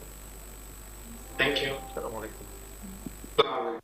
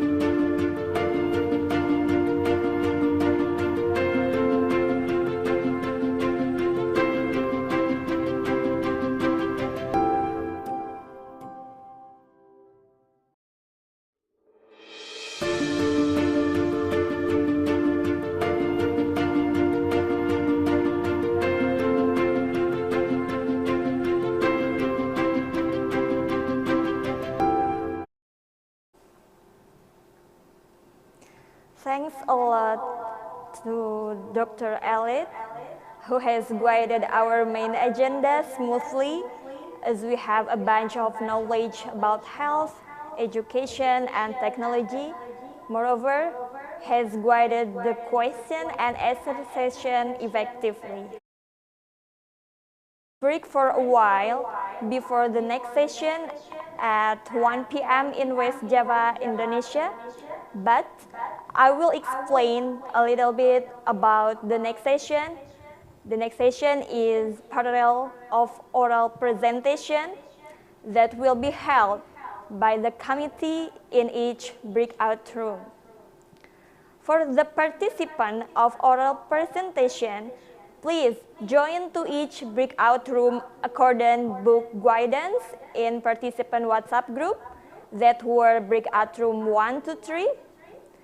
And for research dissemination participant, please join in 8th room for briefing and direction first.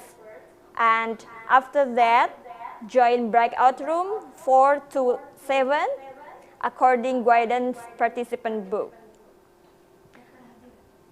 And remember, ladies and gentlemen, you have only 15 minutes, which is 10 minutes is the time for presentation and 5 minutes is the time for question and answer session. But in the last of this event, I will announce the best speakers of oral presentation. Therefore, who has done the presentation, please move and wait in the main room. So, please keep in touch with us till the end of the session, and don't forget to give your attendance in attendance sheet or attendance link. Have a nice lunch. Thank you.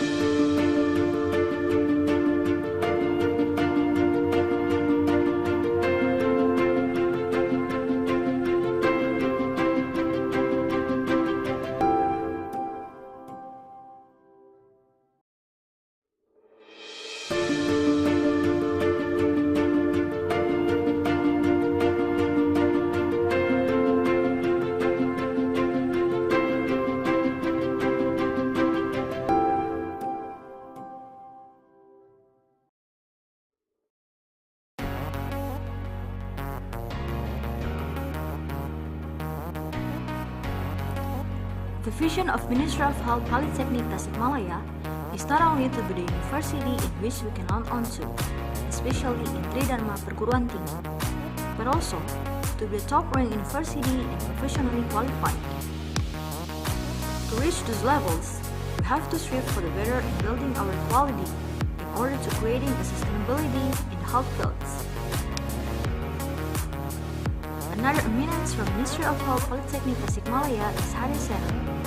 HADE Center is the acronym